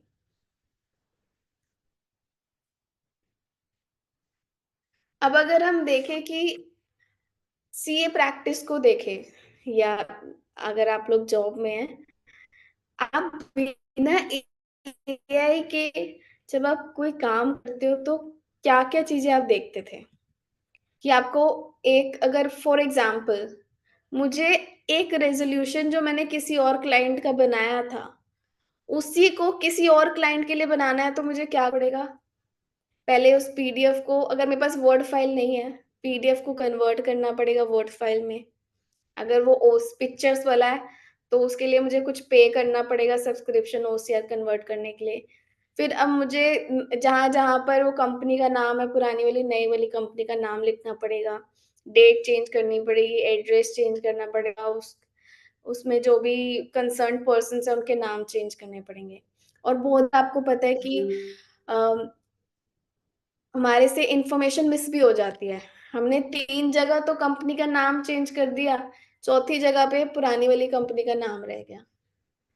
तो बिना टेक्नोलॉजी के अगर हम देखें तो ये छोटे छोटे क्लेरिकल एरर्स, है ना, कॉस्ट और टाइम कंज्यूमिंग हमें लगता है, और हम वो बड़ी चीजों पे, बड़े काम पे स्केल नहीं कर पाते, क्योंकि हम छोटे छोटे कामों पे ही फंसे रहते हैं। या हम फिर क्या कर देते हैं, इन छोटे छोटे कामों के लिए हम स्टाफ रखते हैं, अपने छोटे छोटे कामों को जूनियर स्टाफ को डेलीगेट करने लग जाते हैं। और हमारी नॉलेज भी क्या रहती है, लिमिटेड, क्योंकि आपको नॉलेज गेन करना है तो आपको टाइम देना पड़ेगा उस नॉलेज को गेन करने के लिए। या आपको याद होगा कि कुछ क्लाइंट्स ऐसे आते हैं, बहुत बार होता है कि एक कोई उनका नोटिस आया है, कुछ इन्फॉर्मेशन आई है, तो वो पहले 4 जगह पता करके आएंगे, जिससे भी मिलेंगे ना उनको पता चल गया सी है, तो पूछेंगे मेरे को इस चीज का नोटिस आया है, तो इसमें क्या हो सकता है। फिर दूसरे से पूछेंगे, तीसरे से, फिर फोर्थ टाइम में आपके पास आएंगे कि उन्होंने तो ऐसे बोला, उन्होंने तो ऐसे बोला, उन्होंने तो ऐसे बोला, अब इसका क्या रिप्लाई होगा ना। तो जहां पर ऐसी चीजें, हमें ये चैलेंजेस हम फेस कर रहे हैं, और बहुत सारे काम होते हैं जो हमें नहीं भी आते, या जिसकी हमें एग्जैक्ट नॉलेज नहीं है। क्लाइंट को इम्प्रेस करना होता है, तो अगर आप उसके सामने एग्जैक्ट सेक्शन नंबर ये कहाँ लिखा है, तो सामने वाले पर्सन पे आपका अलग इंप्रेशन आता है। पर थिंग इज दैट कि कोई भी ह्यूमन बीइंग, है ना, जब तक उसने एक ही चीज को काफी बार ना पढ़ लिया हो, काफी साल ना हो गए हो, एग्जैक्ट सेक्शन नंबर, ये सारी चीजें हर कोई याद नहीं कर सकता, हर कोई बोल रही हूँ मैं, कुछ एक्सेप्शंस भी होते हैं जिनकी मेमोरी बहुत शार्प होती है, पर वो भी एक ही चीज कर पाएगा, या तो वो इनकम टैक्स कर पाएगा या वो जीएसटी कर पाएगा। तो वहां पर किस तरीके से आप चैट जीपीटी की हेल्प ले सकते हो कि आप, मतलब मैंने देखा है कि हम लोग जैसे कोई भी वर्ड डालते हैं ना, वो पूरा सेक्शन वाइज कहाँ पर लिखा है क्या है वो आपको बता देता है। और आपको, हमें एक हिंट ही चाहिए होता है ह्यूमन बींग्स को, और हम इतने टाइम से इस चीज पे काम भी कर रहे हैं, आप उसको सेक्शन नंबर और थोड़ा फॉर्मली बताते हो तो आप, आपका वहाँ काम बहुत अच्छे से हो जाता है। तो ये लिमिटेशंस हैं जो अभी हमें इसी प्रैक्टिस में फेस करनी पड़ रही हैं, और भी बहुत सारी चीजें हैं जो मैंने पर्सनली देखी, और कुछ और रिसर्च भी की। और काफी जो लोग क्लाइंट पिचिंग में लगे होते हैं, उन्हें बहुत सारी डे में मीटिंग्स बैक टू बैक करनी पड़ती है, कुछ मीटिंग्स मिस भी हो जाती हैं। तो उन मीटिंग्स को डॉक्यूमेंटेशन अगर करवाना है तो आपको किसी और को भी इस मीटिंग में इन्वॉल्व करना पड़ेगा, अपने किसी स्टाफ को, कि वो मिनट्स बनाए, या आप उसमें रिकॉर्डिंग का भी ऑप्शन रख सकते हो, मीटिंग्स में रिकॉर्डिंग का। बट मीटिंग रिकॉर्ड फिर वो 1-1.5 घंटे की फिर से मीटिंग सुनो। बट एआई में एक ऐसा टूल है जो मैं आपको भी शो करती हूँ, ओइटर, जो आपको, आप अपनी गूगल आईडी से लिंक करते हो, और मोस्टली हमारी जो मीटिंग्स होती हैं हमें हमारी आईडी के थ्रू ही हमें आते हैं लिंक्स। तो आप क्या करोगे, ऑइटर को उसको कनेक्ट कर दोगे तो आपके पास ये, मेरी एक मीटिंग का मैं एग्जांपल दिखा रही हूँ। मेरी एक मीटिंग थी और उन्होंने मुझे भी याद नहीं था कि मैंने ऑइटर कर रखा था उस पे एप्लीकेबल। तो मैंने जब देखा कि सारा ट्रांसक्रिप्ट कि स्पीकर ने क्या बोला, इवन विथ स्क्रीनशॉट इन्होंने यहाँ पर अवेलेबल किया गया था, विथ स्क्रीनशॉट। ये तो ट्रांसक्रिप्ट पढ़ने में मुझे टाइम लग जाएगा और चीजों को समझने में, साथ में इन्होंने समरी भी दे रखी है, ओवरव्यू भी दे रखा है कि मीटिंग किस लिए की गई, क्या एक्शन आइटम्स थे, क्या आउटलाइन थी, पहले स्पीकर ने क्या बोला, दूसरे स्पीकर ने क्या बोला, इस तरीके से। तो ये चीजें हैं जो एआई, आर्टिफिशियल इंटेलिजेंस, एआई के कुछ टूल्स ऐसे अवेलेबल कराए गए मार्केट में जो हमारी प्रैक्टिस, हमारे कामों को बहुत इजी कर रहे हैं। अब क्या value addition AI CA practice में लेके आ रहा है, मैं यहाँ पर कुछ टूल्स के बारे में बात करूंगी, जैसे टैक्सेशन और कंप्लायंस के बारे में देखेंगे। जैसे मैंने अभी चैट बोट्स की बात की थी, तो हमें पता है कि सबसे ज्यादा हमारे क्लाइंट्स की क्वेरीज होती है उनका टैक्स बचाने के लिए, या जब टैक्स रिटर्न का टाइम आता है तो मेरे पास ये डॉक्यूमेंट नहीं है, ये वाला ऐसे नहीं है, मुझे ये वाली डिडक्शन चाहिए, मुझे इतना टैक्स बचाना, बहुत सारी क्वेरीज एकदम से फ्लड आ जाती है क्वेरीज की।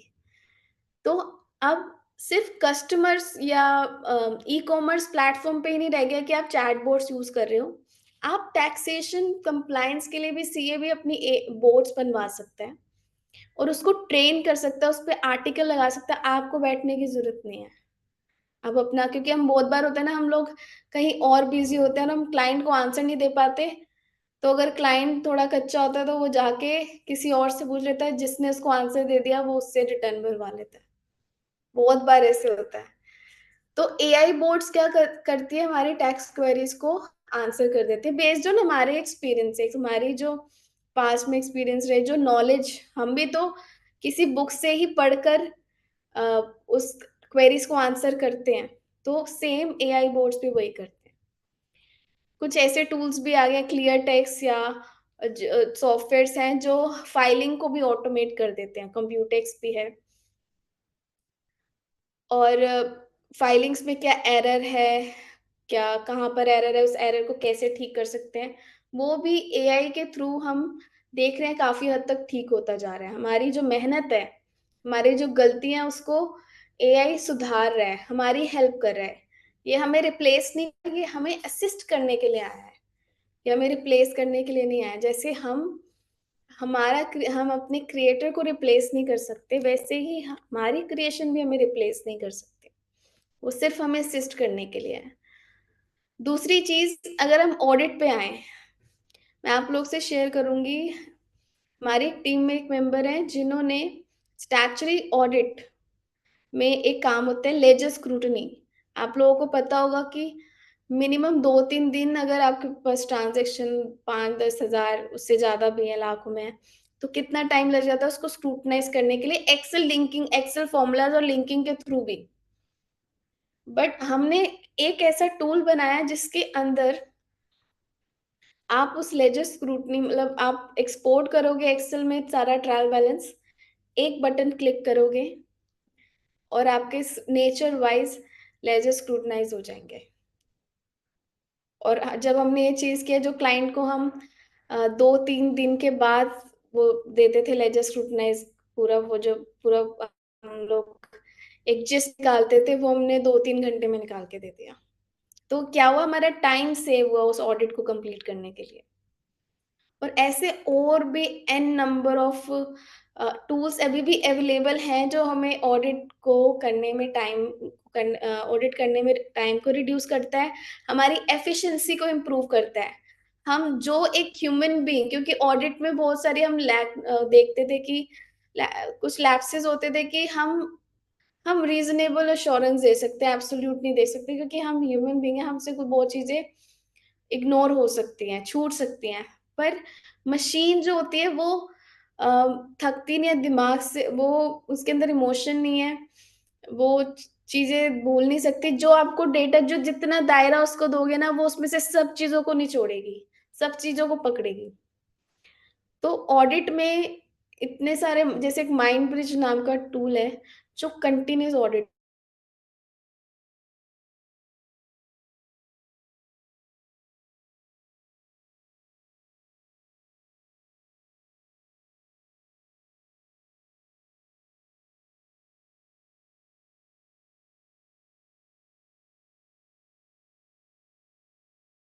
टूल्स एआई की हेल्प से, बिकॉज हम लोग सीए बैकग्राउंड से हैं और टूल्स बनाने के लिए हमें कोडिंग सीखनी पड़ेगी, हमें पाइथन कोड सीखना पड़ेगा, वीबीए कोडिंग सीखनी पड़ेगी। बट एआई एआई में हम कोडिंग बनवा भी सकते हैं। हम लोगों ने खुद चैट जीपीटी से कोडिंग क्रिएट करके, क्योंकि हमें प्रोसेस कंप्लीट पता है। अगर आप कोई भी बिजनेस प्रोसेस को ऑटोमेट होते हुए देखेंगे, मेजर रोल होता है प्रोसेस ओनर्स का, जिनको पता है कि कैसे कैसे काम होगा, ये रिपोर्ट किस तरीके से बनेगी, फर्स्ट स्टेप कैसे होगा, सेकंड स्टेप क्या होगा। कोडर्स बस उस स्टेप्स को लेकर कोडिंग क्रिएट करते हैं। अगर प्रोसेस उनको सही से नहीं पता तो वो सही से क्रिएट नहीं कर सकते। बट बिकॉज हमने ऑडिट्स किया, हमने बैलेंस शीट्स बनाई है, हमने सर्टिफिकेट्स बनाए हैं, तो हम देख सकते हैं कि किस तरीके से हम टूल्स को क्रिएट कर सकते हैं। और अगर हमें जीपीटी कोडिंग भी क्रिएट करके दे रहा है, तो हम कितनी सारी अपने कामों को, जो रेपिटेटिव बेसिस पे हमें इतने सारे रिसोर्सेज लगाने पड़ते हैं, हम एक टूल बनाकर वहां पर पैसा बचा सकते हैं, कॉस्टिंग बचा सकते हैं, उस रिसोर्स को कहीं और लगा सकते हैं। फिर हमारी क्लाइंट मैनेजमेंट ऑटोमेशन के लिए मैंने बताया चैटबॉट्स हैं, और कुछ ऐसी भी टूल्स हैं जो हमारी डॉक्यूमेंट वर्क को भी ऑटोमेट कर देते हैं, जिससे हमें पेपर वर्क या बहुत सारे पेपर सेव करने की जरूरत नहीं पड़ती। और भी बेनिफिट्स हमने बताया कि जैसे काम बहुत स्पीडली हो गया, जैसे लेजर स्क्रूटनी वाला था, हमारा टाइम बच गया, हमारी कॉस्ट बच गई एक और रिसोर्स की। तो इस तरीके से है जो एआई वैल्यू ऐड कर रहा है सीए प्रैक्टिस में। एक और एग्जांपल मैं देना चाहूंगी जीएसटी रिकंसिलेशन का। जीएसटी रिकंसिलेशन जब हमें करना होता है, तो उस टाइम पे इतने एरर्स आते हैं, इतनी चीजें मिस हो जाती हैं, और फॉर्मुलेज लगने के बावजूद भी एक प्रेशर सा होता है। बट अभी टेली ने भी रिकंसिलेशन, जीएसटी रिकंसिलेशंस को ऑटोमेट किया हुआ है। आप रिटर्न डालोगे और वो हो जाएगा। हमने भी खुद भी एक्सेल में वीबीए के थ्रू एक रिकंसिलेशन बनाया, मैं आपको दिखाती हूँ। रिकंसिलेशन उसमें बनाया है एक्सेल पे,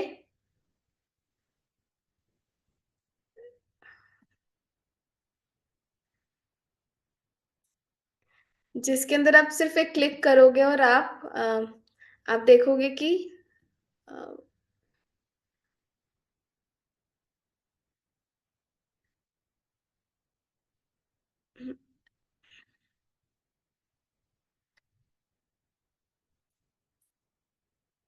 सेकंड मुझे screen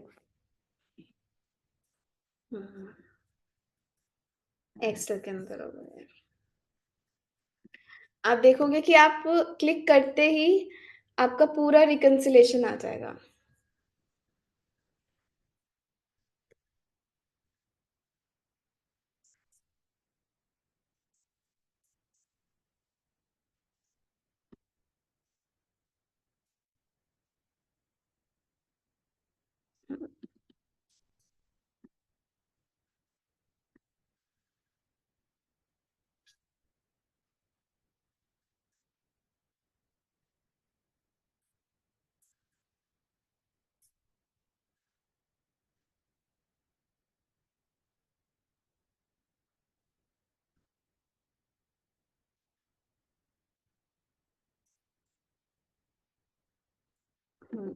This is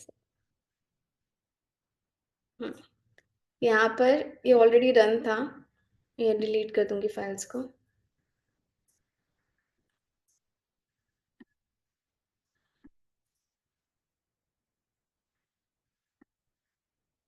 GST reconciliation में वैसे हम क्या करते हैं, हम टू ए को अपनी बुक्स के साथ मैच करते हैं। तो ये वाला डेटा हमने टू ए से लिया, नीचे वाला डेटा हमने बुक से लिया, हमें इन दोनों को रिकंसाइल करना है। और हमने डेवलपर में अगर आप देखोगे कोडिंग कर रखी है, और ये कोडिंग हमने चैट जीपीटी से ली है, चैट जीपीटी से जनरेट कराई है। या आप नॉर्मली क्या करते हो,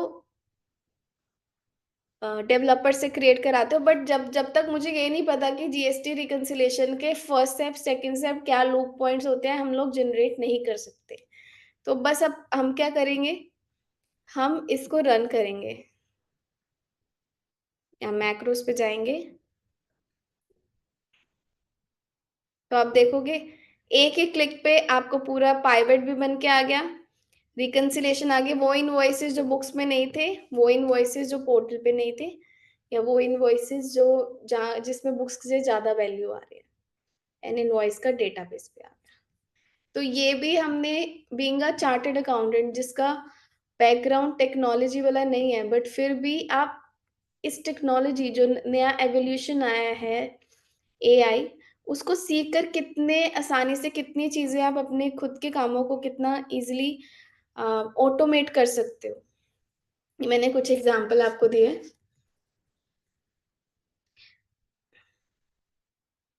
अब नेक्स्ट क्वेश्चन आता है कि क्या चैलेंजेस हैं जो आपको एआई ऑप्ट करने से रोकते हैं। सबसे बड़ा चैलेंज जो होता है ना, अगर आप देखेंगे आपको कहीं भी आगे बढ़ने से रोकता है, वो कोई इंसान नहीं होता, कोई पैसा नहीं होता, है ना। हमने बहुत एग्जाम्पल देखे हैं जिनके पास रिसोर्सेज नहीं होते, है ना, मतलब मनी के, या बैकग्राउंड अच्छा नहीं होता, फिर भी वो बच्चे आईएएस आईपीएस बनते हैं, है ना। तो कोई भी चीज को करने के लिए सबसे बड़ा चैलेंज हम खुद होते हैं, हम खुद खुद को खुद ही रोकते हैं कुछ भी करने के लिए। तो अगर आप लोग एआई नहीं ऑप्ट कर पा रहे, या मैं ऑप्ट नहीं कर पा रही थी, मैं अपना एग्जांपल दूंगी। मैं बिल्कुल भी टेक्नोलॉजी लविंग पर्सन नहीं थी, हमेशा ऐसे लगता था कि टेक्नोलॉजी तो धोखा देती है। और एक दो बार हुआ भी मेरे साथ, बहुत एम्बैरेसमेंट भी फील करनी पड़ती है। एक बार हम लोग नंबर शेयर कर रहे थे, जैसे किसी भी वर्कशॉप पे या सेमिनार पे हम नेटवर्किंग करते हैं, तो सब अपने कार्ड शेयर कर रहे थे। और मुझे याद आया कि आईफोन में हम अगर एक फोन को बस टैप ही करते हैं तो नंबर एक्सचेंज हो जाते हैं, और आप अगर एक्सेप्ट करोगे तो ही नंबर शेयर होगा। उसमें एक सेफ पॉइंट भी रखा था। तो मैंने एक पर्सन के साथ किया, हो गया। फिर मैंने बाकी और 5 लोग थे, उनके पास भी आईफोन था, मैंने उनके साथ किया तो नहीं हो रहा था। तो हम बहुत देर से लगे हुए थे, काफी 2-4 मिनट हो गए थे। तो किसी ने बोल ही दिया कि इतनी जल्दी तो हम लोग मैन्युअली लिख के कर लेते। तो मुझे उनकी बात तो सही लगी, और मैंने एम्बेरस होने की जगह ना, मेरे दिमाग में एक थॉट आया कि कोई तो रीजन होगा कि ये नहीं हो रही। तो मैंने फोन में सेटिंग्स में ओपन करके देखा, सेटिंग्स में एयर ड्रॉप का कनेक्टिविटी के लिए, तो वो मेरा ऑफ था और बाकी सबका भी ऑफ था। तो मैंने जैसे ऑन कराया और हमने एक टैप में ही नंबर्स को, कॉन्टैक्ट्स को शेयर किया। तो उस दिन मेरा माइंड ऐसे खुला कि टेक्नोलॉजी बुरी चीज़ नहीं है, बस हम उसको सीखना नहीं चाहते। अगर हम उसको सीखेंगे तो हम अपने काम को कितना आसान कर सकते हैं, अपने वर्क को कितना ऑटोमेट कर सकते हैं। उस दिन से मैंने टेक्नोलॉजी को सीखने की तरफ अपने कदम को बढ़ाया। तो बहुत लोगों के साथ ऐसे होता, कितनी बार होता ही है, हम लोग सेशन देते हैं तो लैपटॉप्स नहीं कनेक्ट होते या फिर पीपीटी नहीं चलती। ये तो इंसान, जैसे हम लोग भी बीमार पड़ते हैं जब अगर हम सेशन देने जा रहे हैं, तब भी फिर हम आगे बढ़ते हैं, सारी चीज़ें करते हैं। टेक्नोलॉजी भी लाइफ में ऊपर नीचे चीज़ें चलती रहती है, बट हमें रुकना नहीं चाहिए। हमें चीज़ों को सीखते हुए, क्योंकि हर एक्सपीरियंस, चाहे वो बैड हो गुड हो, वो हमें सिखाने के लिए और बहुत आगे बढ़ाने के लिए से हमारी लाइफ में आता है। तो सबसे बड़ा चैलेंज हम खुद हैं, तो वो चैलेंज ना बने और चीज़ों को सीखने के लिए आगे बढ़ें। जैसे बहुत अच्छा एग्ज़ाम्पल अगर आप देखोगे कंप्यूटर्स का, जिन लोगों ने जब कंप्यूटर्स आए थे ऑफ़िसेज़ में, कंप्यूटर सीखने से मना कर दिया था। वो क्या हो गए थे? Resistant to change. तो ऐसा नहीं है कि उनकी लाइफ़ रुक गई, ख़त्म हो गई, वो अर्न नहीं कर पा रहे थे या उनको रोटी, कपड़ा, मकान ये नहीं मिल रहा था, सब कुछ मिल रहा था। बट उन्होंने अपनी ग्रोथ रोक ली थी। जिन्होंने अडॉप्ट किया, उनकी ग्रोथ बढ़ गई, उन्होंने अपने काम को जो 5 घंटे में होता था, 2 घंटे में करना शुरू कर दिया, प्रमोशंस मिल गए, ग्रोथ मिल गई। तो जब भी कोई भी एवोल्यूशन या चेंज आता है इस इकोनॉमी में, तो अगर हम उसको अडॉप्ट नहीं करते, तो हमारा कोई बहुत बड़ा नुकसान नहीं होता, हमारे साथ कुछ बुरा नहीं होता, बट हम खुद अपनी ग्रोथ को रोक लेते हैं। तो दूसरा चैलेंज है, we are resistant to change. हम चेंज नहीं लेके आना चाहते, हम नई चीज़ों को सीखना नहीं चाहते। तीसरा रीज़न है blood of financial world, that is data. और आपको पता होगा टेक्नोलॉजी, हमारा खुद का काम, हम ऑडिट कर रहे हैं, हम रिपोर्ट्स बना रहे हैं, हम सीए जो भी अर्न कर रहे हैं, किस बेसिस पे कर रहे हैं? डेटा पे, जो क्लाइंट हमें डेटा दे रहा है, जो इन्फॉर्मेशन हमें मिल रही है। तो एआई भी पूरी डेटा पे डिपेंड है। अगर आपकी डेटा सही है तो सही वो काम करके देगा। अगर आपका डेटा सही नहीं है, स्ट्रक्चर नहीं है, तो वहाँ पर भी आउटपुट में भी गड़बड़ होगी। फिर चौथा आता है रीज़न कॉस्ट, कि अब ये चैट जीपीटी या टूल्स खरीदने फ्री में तो नहीं मिल जाएँगे, कुछ तो खर्चा करना पड़ेगा। तो वो खर्चा जो है बहुत मिनिमल है अगर आप देखोगे, और आप उसका कॉस्ट बेनिफिट एनालिसिस करोगे ना, जब आप उसको यूज़ करना शुरू करोगे, आपको पता चलेगा। मैं जैसे हम लोग यूज़ करते हैं तो हमें पता है कि अगर हम एक आर्टिकल भी रखते हैं ना, या कोई एक सेमी क्वालिफाइड पर्सन रखते हैं जिसको मीडियम काम करने आते हैं, प्रेजेंटेशन बनाना आता है, नोटिस के रिप्लाईज बनाने आते हैं, जीएसटी रिटर्न्स भरने आते हैं, इनकम टैक्स रिटर्न भरने आते हैं, और एक पर्सन को सब कुछ नहीं आ सकता। वो भी 20-30 हज़ार पे 20 हज़ार तो नॉर्मल ले जाता है। और चैट जीपीटी पूरे साल में आपको 30 हज़ार में मिल रही है, और महीने का आपको 2300 करीब का खर्चा है। और वो और भी आपकी मदद कर रही है बाकी चीज़ों में, जैसे पावर पॉइंट प्रेजेंटेशन, वीडियोस बनाने में, लोगोस क्रिएट करने में, या आप जितना उसको यूज़ करोगे ना, उस 2300 के सब्सक्रिप्शन से महीने में आप ऐसे-ऐसे चीज़ें करके देख सकते हो जो आपने पहले करने की सोच तो रहे थे पर कर नहीं पा रहे थे। और एक और बड़ा रीज़न जो मेरे से स्किप हो गया, स्किल गैप। अब लोग सीखना तो चाहते हैं, मैं अब सीखना तो चाहती थी जब मेरे साथ वो इंसिडेंट हुआ एआई के बारे में। अब हम सीखें कहाँ से?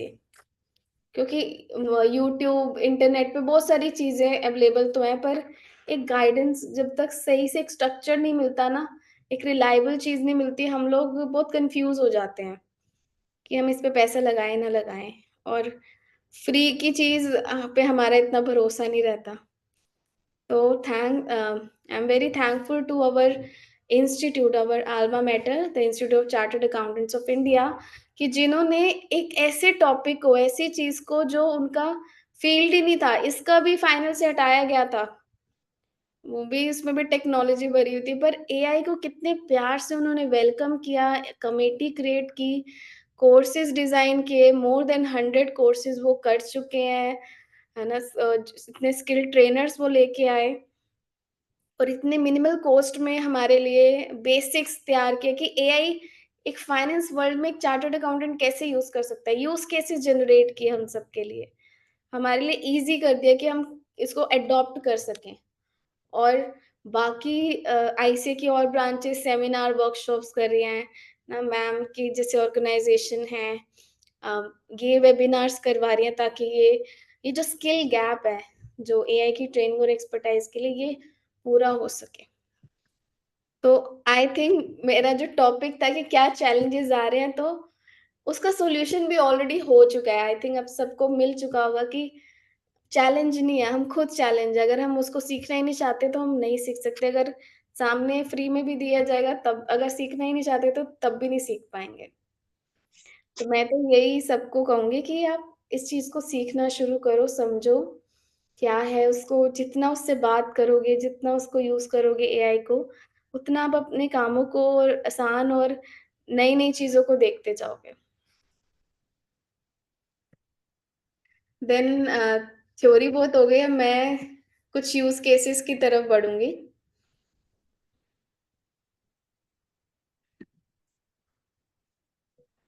अच्छा, मैं पहले आपको वो भी सिखा देती हूँ कि चैट जीपीटी को ओपन कैसे करना है। आप नॉर्मल गूगल क्रोम खोलोगे, आप लिखोगे चैट जीपीटी लॉगिन, आप जाओगे इंट्रोड्यूसिंग चैट जीपीटी, यहाँ पर लॉगिन में जाओगे, चैट जीपीटी, ठीक है। एक आता है टेम्परेरी वाला, वहां पर आपको लॉगिन करने की जरूरत नहीं है, बट वो आपका जो आप ढूंढ रहे हो, आपने जो भी काम किया उसको सेव नहीं करेगा, वो नेक्स्ट टाइम वहां से सारा डेटा हट जाएगा। अगर आप उसको लॉगिन करोगे तो लॉगिन करने का सब बहुत सिंपल है कि आप बस कंटिन्यू विद गूगल करोगे, आपकी इसी ईमेल आईडी से वो लॉगिन हो जाएगा। यहाँ पर आप फ्री वर्जन में 6 to 7 प्रॉम्प्ट्स दे सकते हो, 6 to 7 आउटपुट्स ले सकते हो, फिर आपको कुछ आवर्स के लिए रुकना पड़ेगा और फिर आप उसी सेम ईमेल आईडी से और इसको यूज कर सकते हो। अगर आपको फिर से और उसी टाइम पे आपको और प्रॉम्प्ट्स चाहिए, या तो आप पेड वर्जन पे जा सकते हो जिसकी मंथली सब्सक्रिप्शन फीस मैंने आपको बताई मैक्स अराउंड 2300 है, और या फिर आप दूसरी ईमेल आईडी से भी इसको यूज कर सकते हो।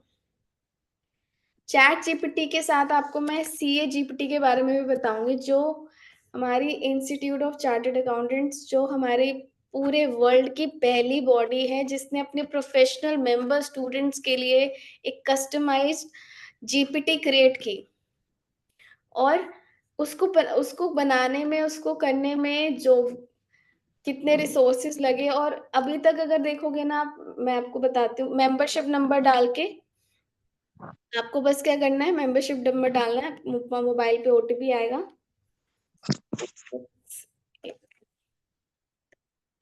आपको वेरीफाई एंड प्रोसीड करना है।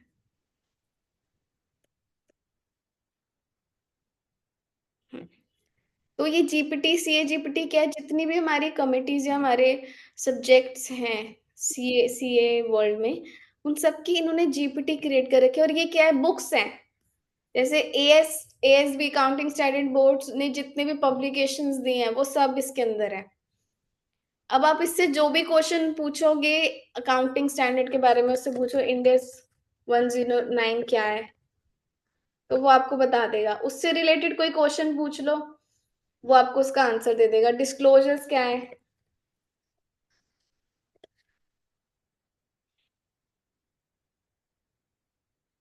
एग्रीकल्चर एक्टिविटी के लिए डिस्क्लोजर क्या है, वो दे देगा। और सबसे बढ़िया चीज क्या है, इंस्टीट्यूट साथ साथ सारी चीजों को अपडेट कर रहा है। डायरेक्ट टैक्स कमेटी के बहुत सारे लोगों के क्वेश्चंस थे, क्वेरी थे कि चैट जीपीटी ना केस लॉज सही रेफर नहीं कर रहा, क्योंकि चैट जीपीटी आप देखोगे यूनिवर्सल है, वो इंटरनेट पे जितना भी डेटा है वहां से सब डेटा उठा रहा है। और आपको पता है एक ही चीज के बारे में 100 लोगों ने लिखा होता है, सबके व्यूज अलग होते हैं और सबके व्यूज पे हम रिलाई नहीं कर सकते। हमें एज अ प्रोफेशनल किस पे रिलाई करना पड़ता है? Facts, figures, evidences. गवर्नमेंट ने क्या कहा, या स्पेसिफिक हमारे जैसे डायरेक्ट टैक्स का लॉ क्या कहता है, इनकम टैक्स एक्ट क्या कहता है, उसका कौन सा सेक्शन क्या कहता है। जैसे मैंने यहाँ पर आपसे बोला कि डिस्क्लोजर्स क्या है, अब उस पे इंड AS 41 क्या कहता है। तो जब आप एक बुक में से चीज निकालोगे तो आपको राइट इन्फॉर्मेशन मिलेगी। तो CA GPT हम CS के लिए वो एक पूरा बुक, एक पूरा एक्सपीरियंस, सारा चीज बिल्कुल लिमिटेड वाला है कि जहां पर आपको गलती नहीं मिलेगी। क्योंकि हम खुद भी, अगर मैं इंड AS 41 के बारे में पढ़ने जाऊंगी, मैं खुद भी वहां पर उस बुक में से पढ़ूंगी जो इसके अंदर इनकॉर्पोरेटेड है, जानूंगी, समझूंगी, इस पूरे चैप्टर को पढ़ना पड़ेगा, देखना पड़ेगा। पर GPT क्या है, जितना आपको चाहिए ना, मुझे सिर्फ डिस्क्लोजर्स देखने दे, वो आपको सीधा सीधा दे देगा। तो इसी को बोलते हैं जनरेटिव AI। जैसा जितना चाहिए वो आपको उतना दे देगा। अगर आपको और स्पेसिफिक चाहिए होता, वो और स्पेसिफिक दे देता।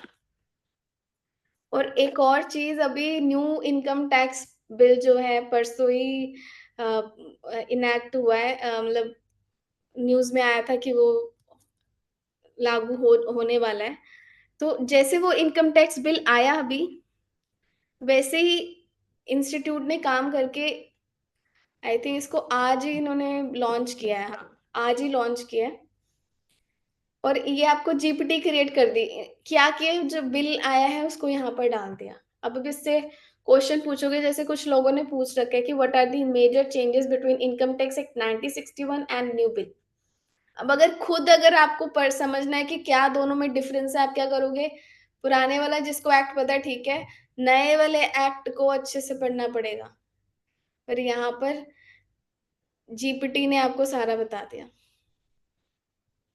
कि क्या क्या डिफरेंसेस हैं।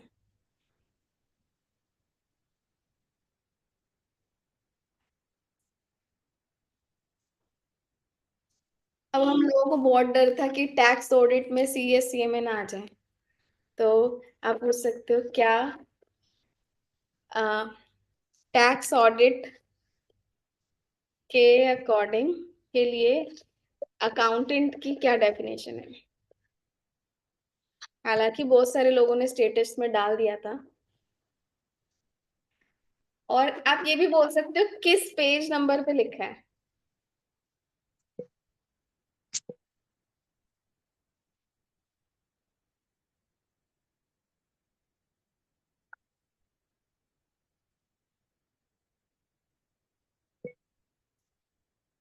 मैंने उससे बहुत जनरल लैंग्वेज में पूछ लिया।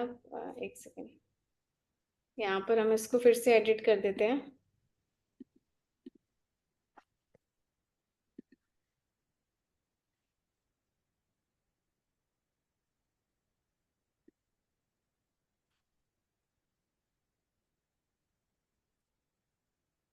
चार्टर्ड अकाउंटेंट, ठीक है। तो और भी जो भी क्वेश्चंस है आप इससे पूछ सकते हो, और वो वही उसी चीज के बारे में आपको पूरा डेटा दे देगा। ये तो हमारी CA GPT थी। अगर आप नॉर्मल चैट GPT में कुछ पूछते हो, कुछ क्वेश्चन पूछते हो,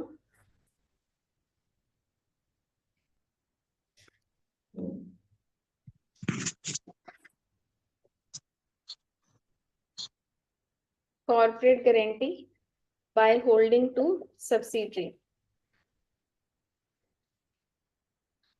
is it a taxable supply. ठीक है, ये आपसे किसने क्वेश्चन पूछा, आपने नॉर्मल चैट GPT पे खोला क्योंकि यूनिवर्सल है, वो आपको बता देगा। ठीक है, अब उससे पूछो गिव मी दी रेफरेंस, क्योंकि आप भी क्या करते हो, पूछते हो ना किसी से कि कहाँ लिखा है।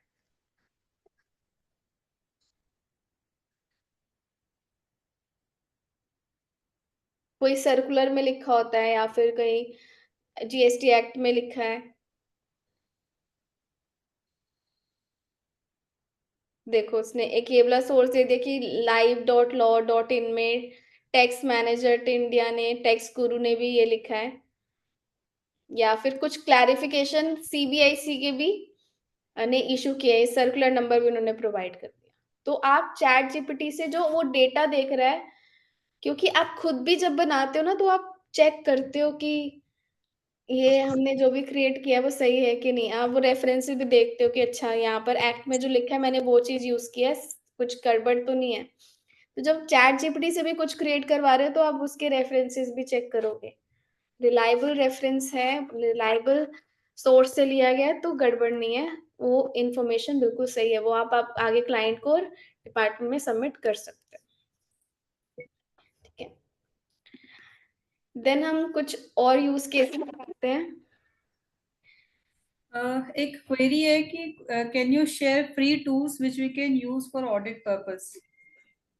फ्री टूल्स, हाँ, फ्री टूल्स हाँ जी, अगर कोई है तो if you can give name of tools. मैं बताती हूँ। नेम ओनली सेठी लिखा हुआ, I don't know miss Sethi और मिस्टर सेठी।